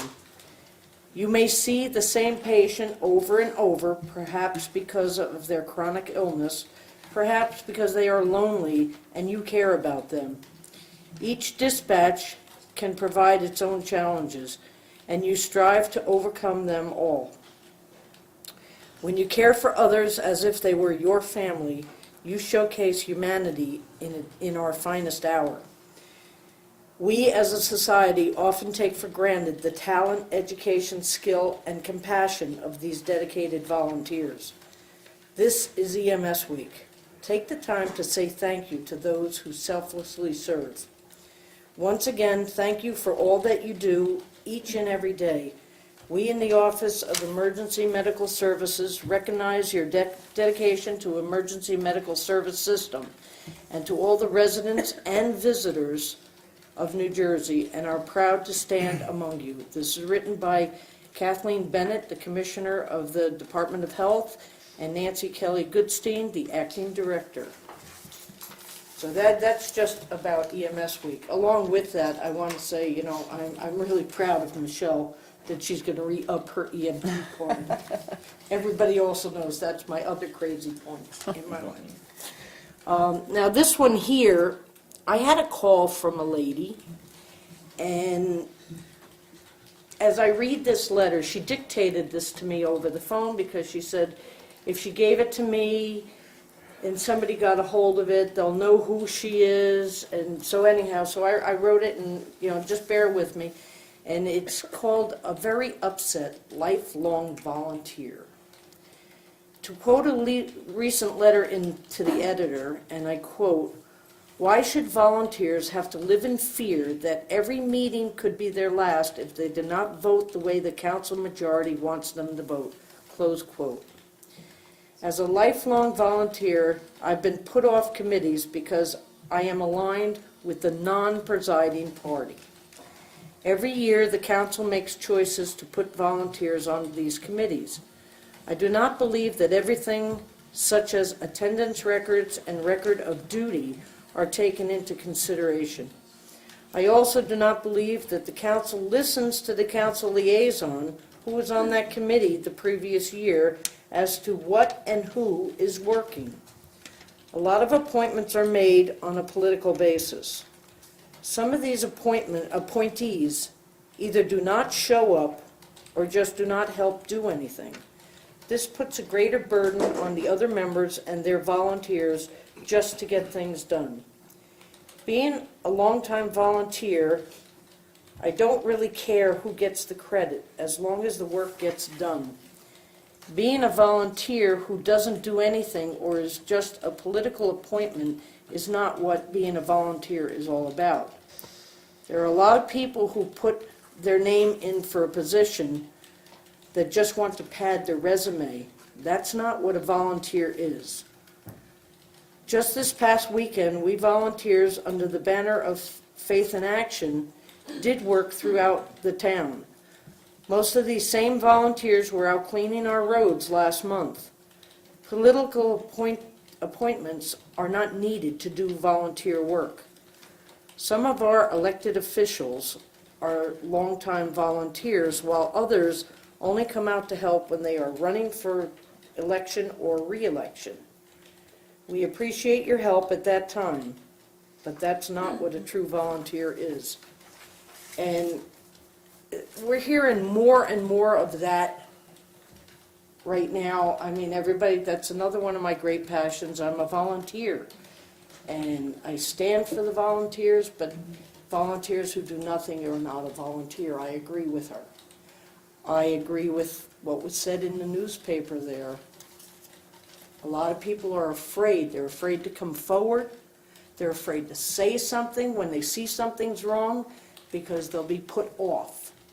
So there's got to be a better way. I mean, other towns have volunteers who have been on committees that there's no argument, no strife. They work things out just like we do. We have arguments, but then there's a vote. And it's not that these people are just flat out put off because of, and I've seen it from both sides, political appointments being made. Because I was one of the ones who got cut. And there's just has to be something better that we have to work at here. Because you have to remember, 90% of the work in this town is done by the volunteers.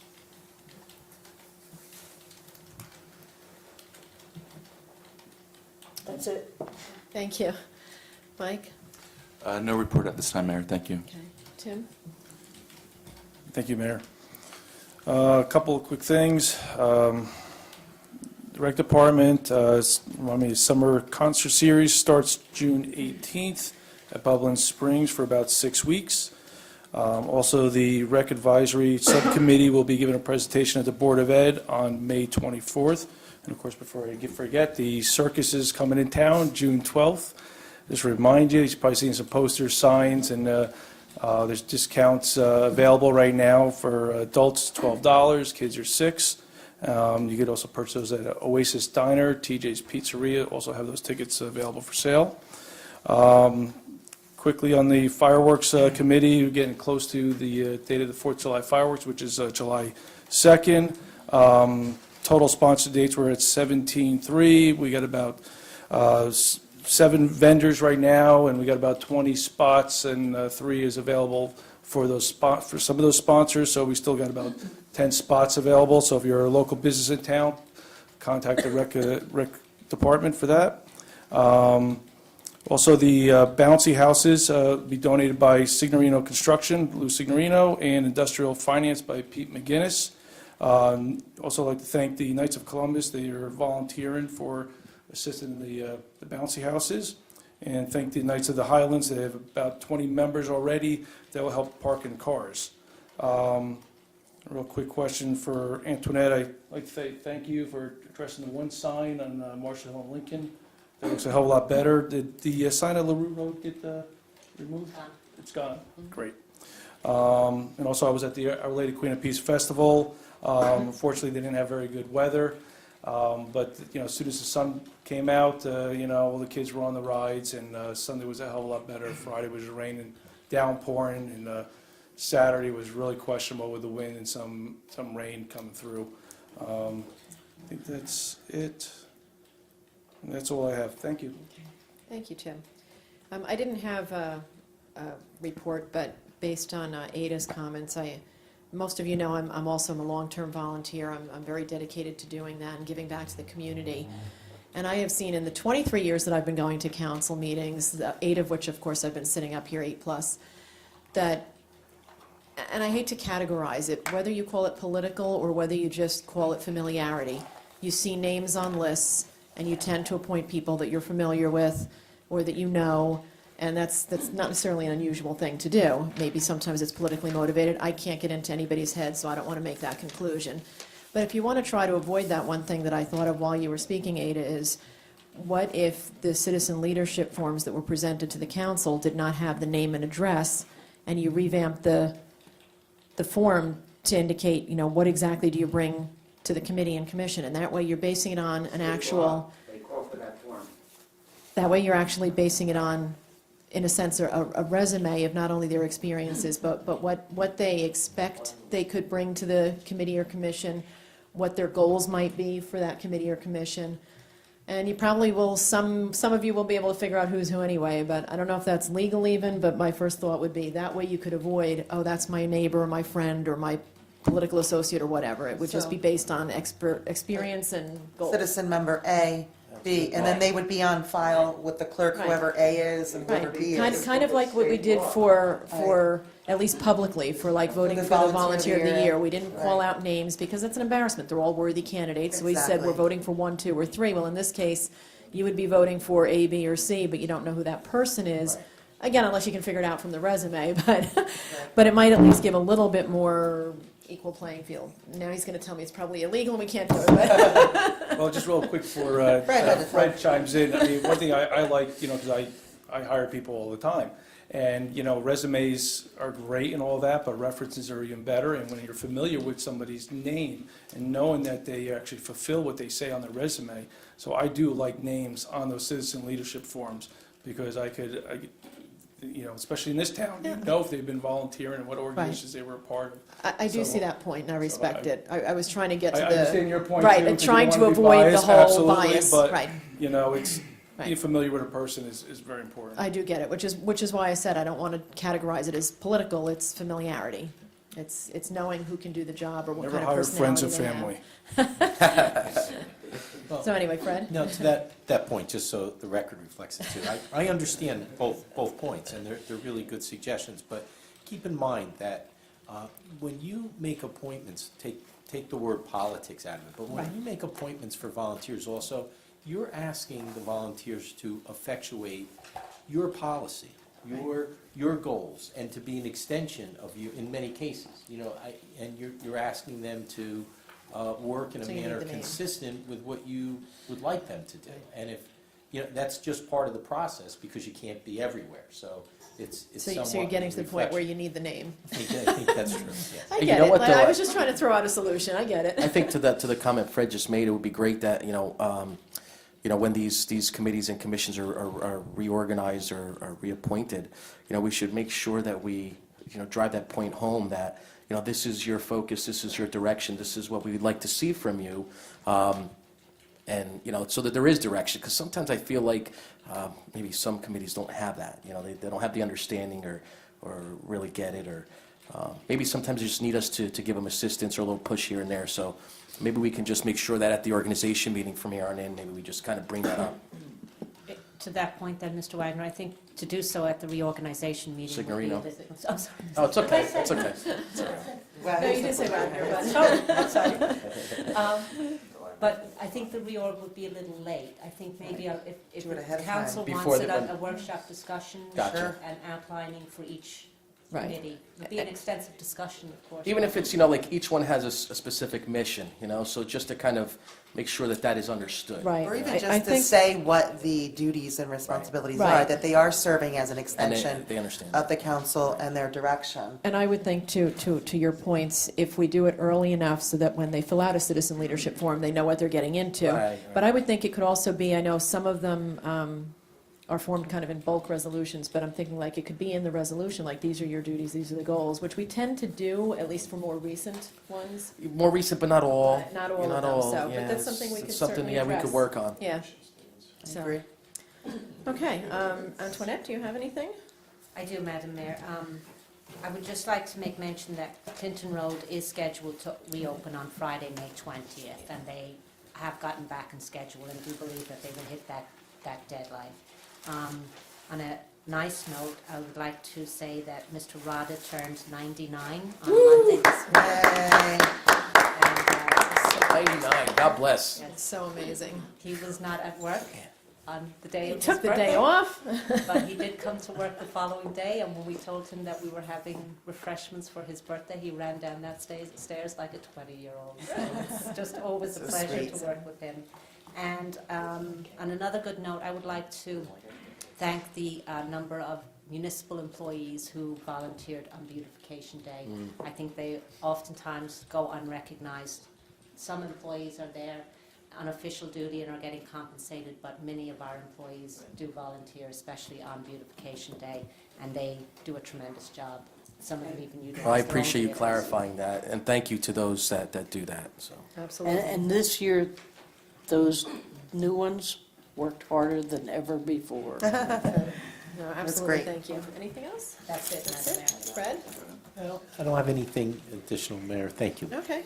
Then we have a couple more items of business. We have appointments.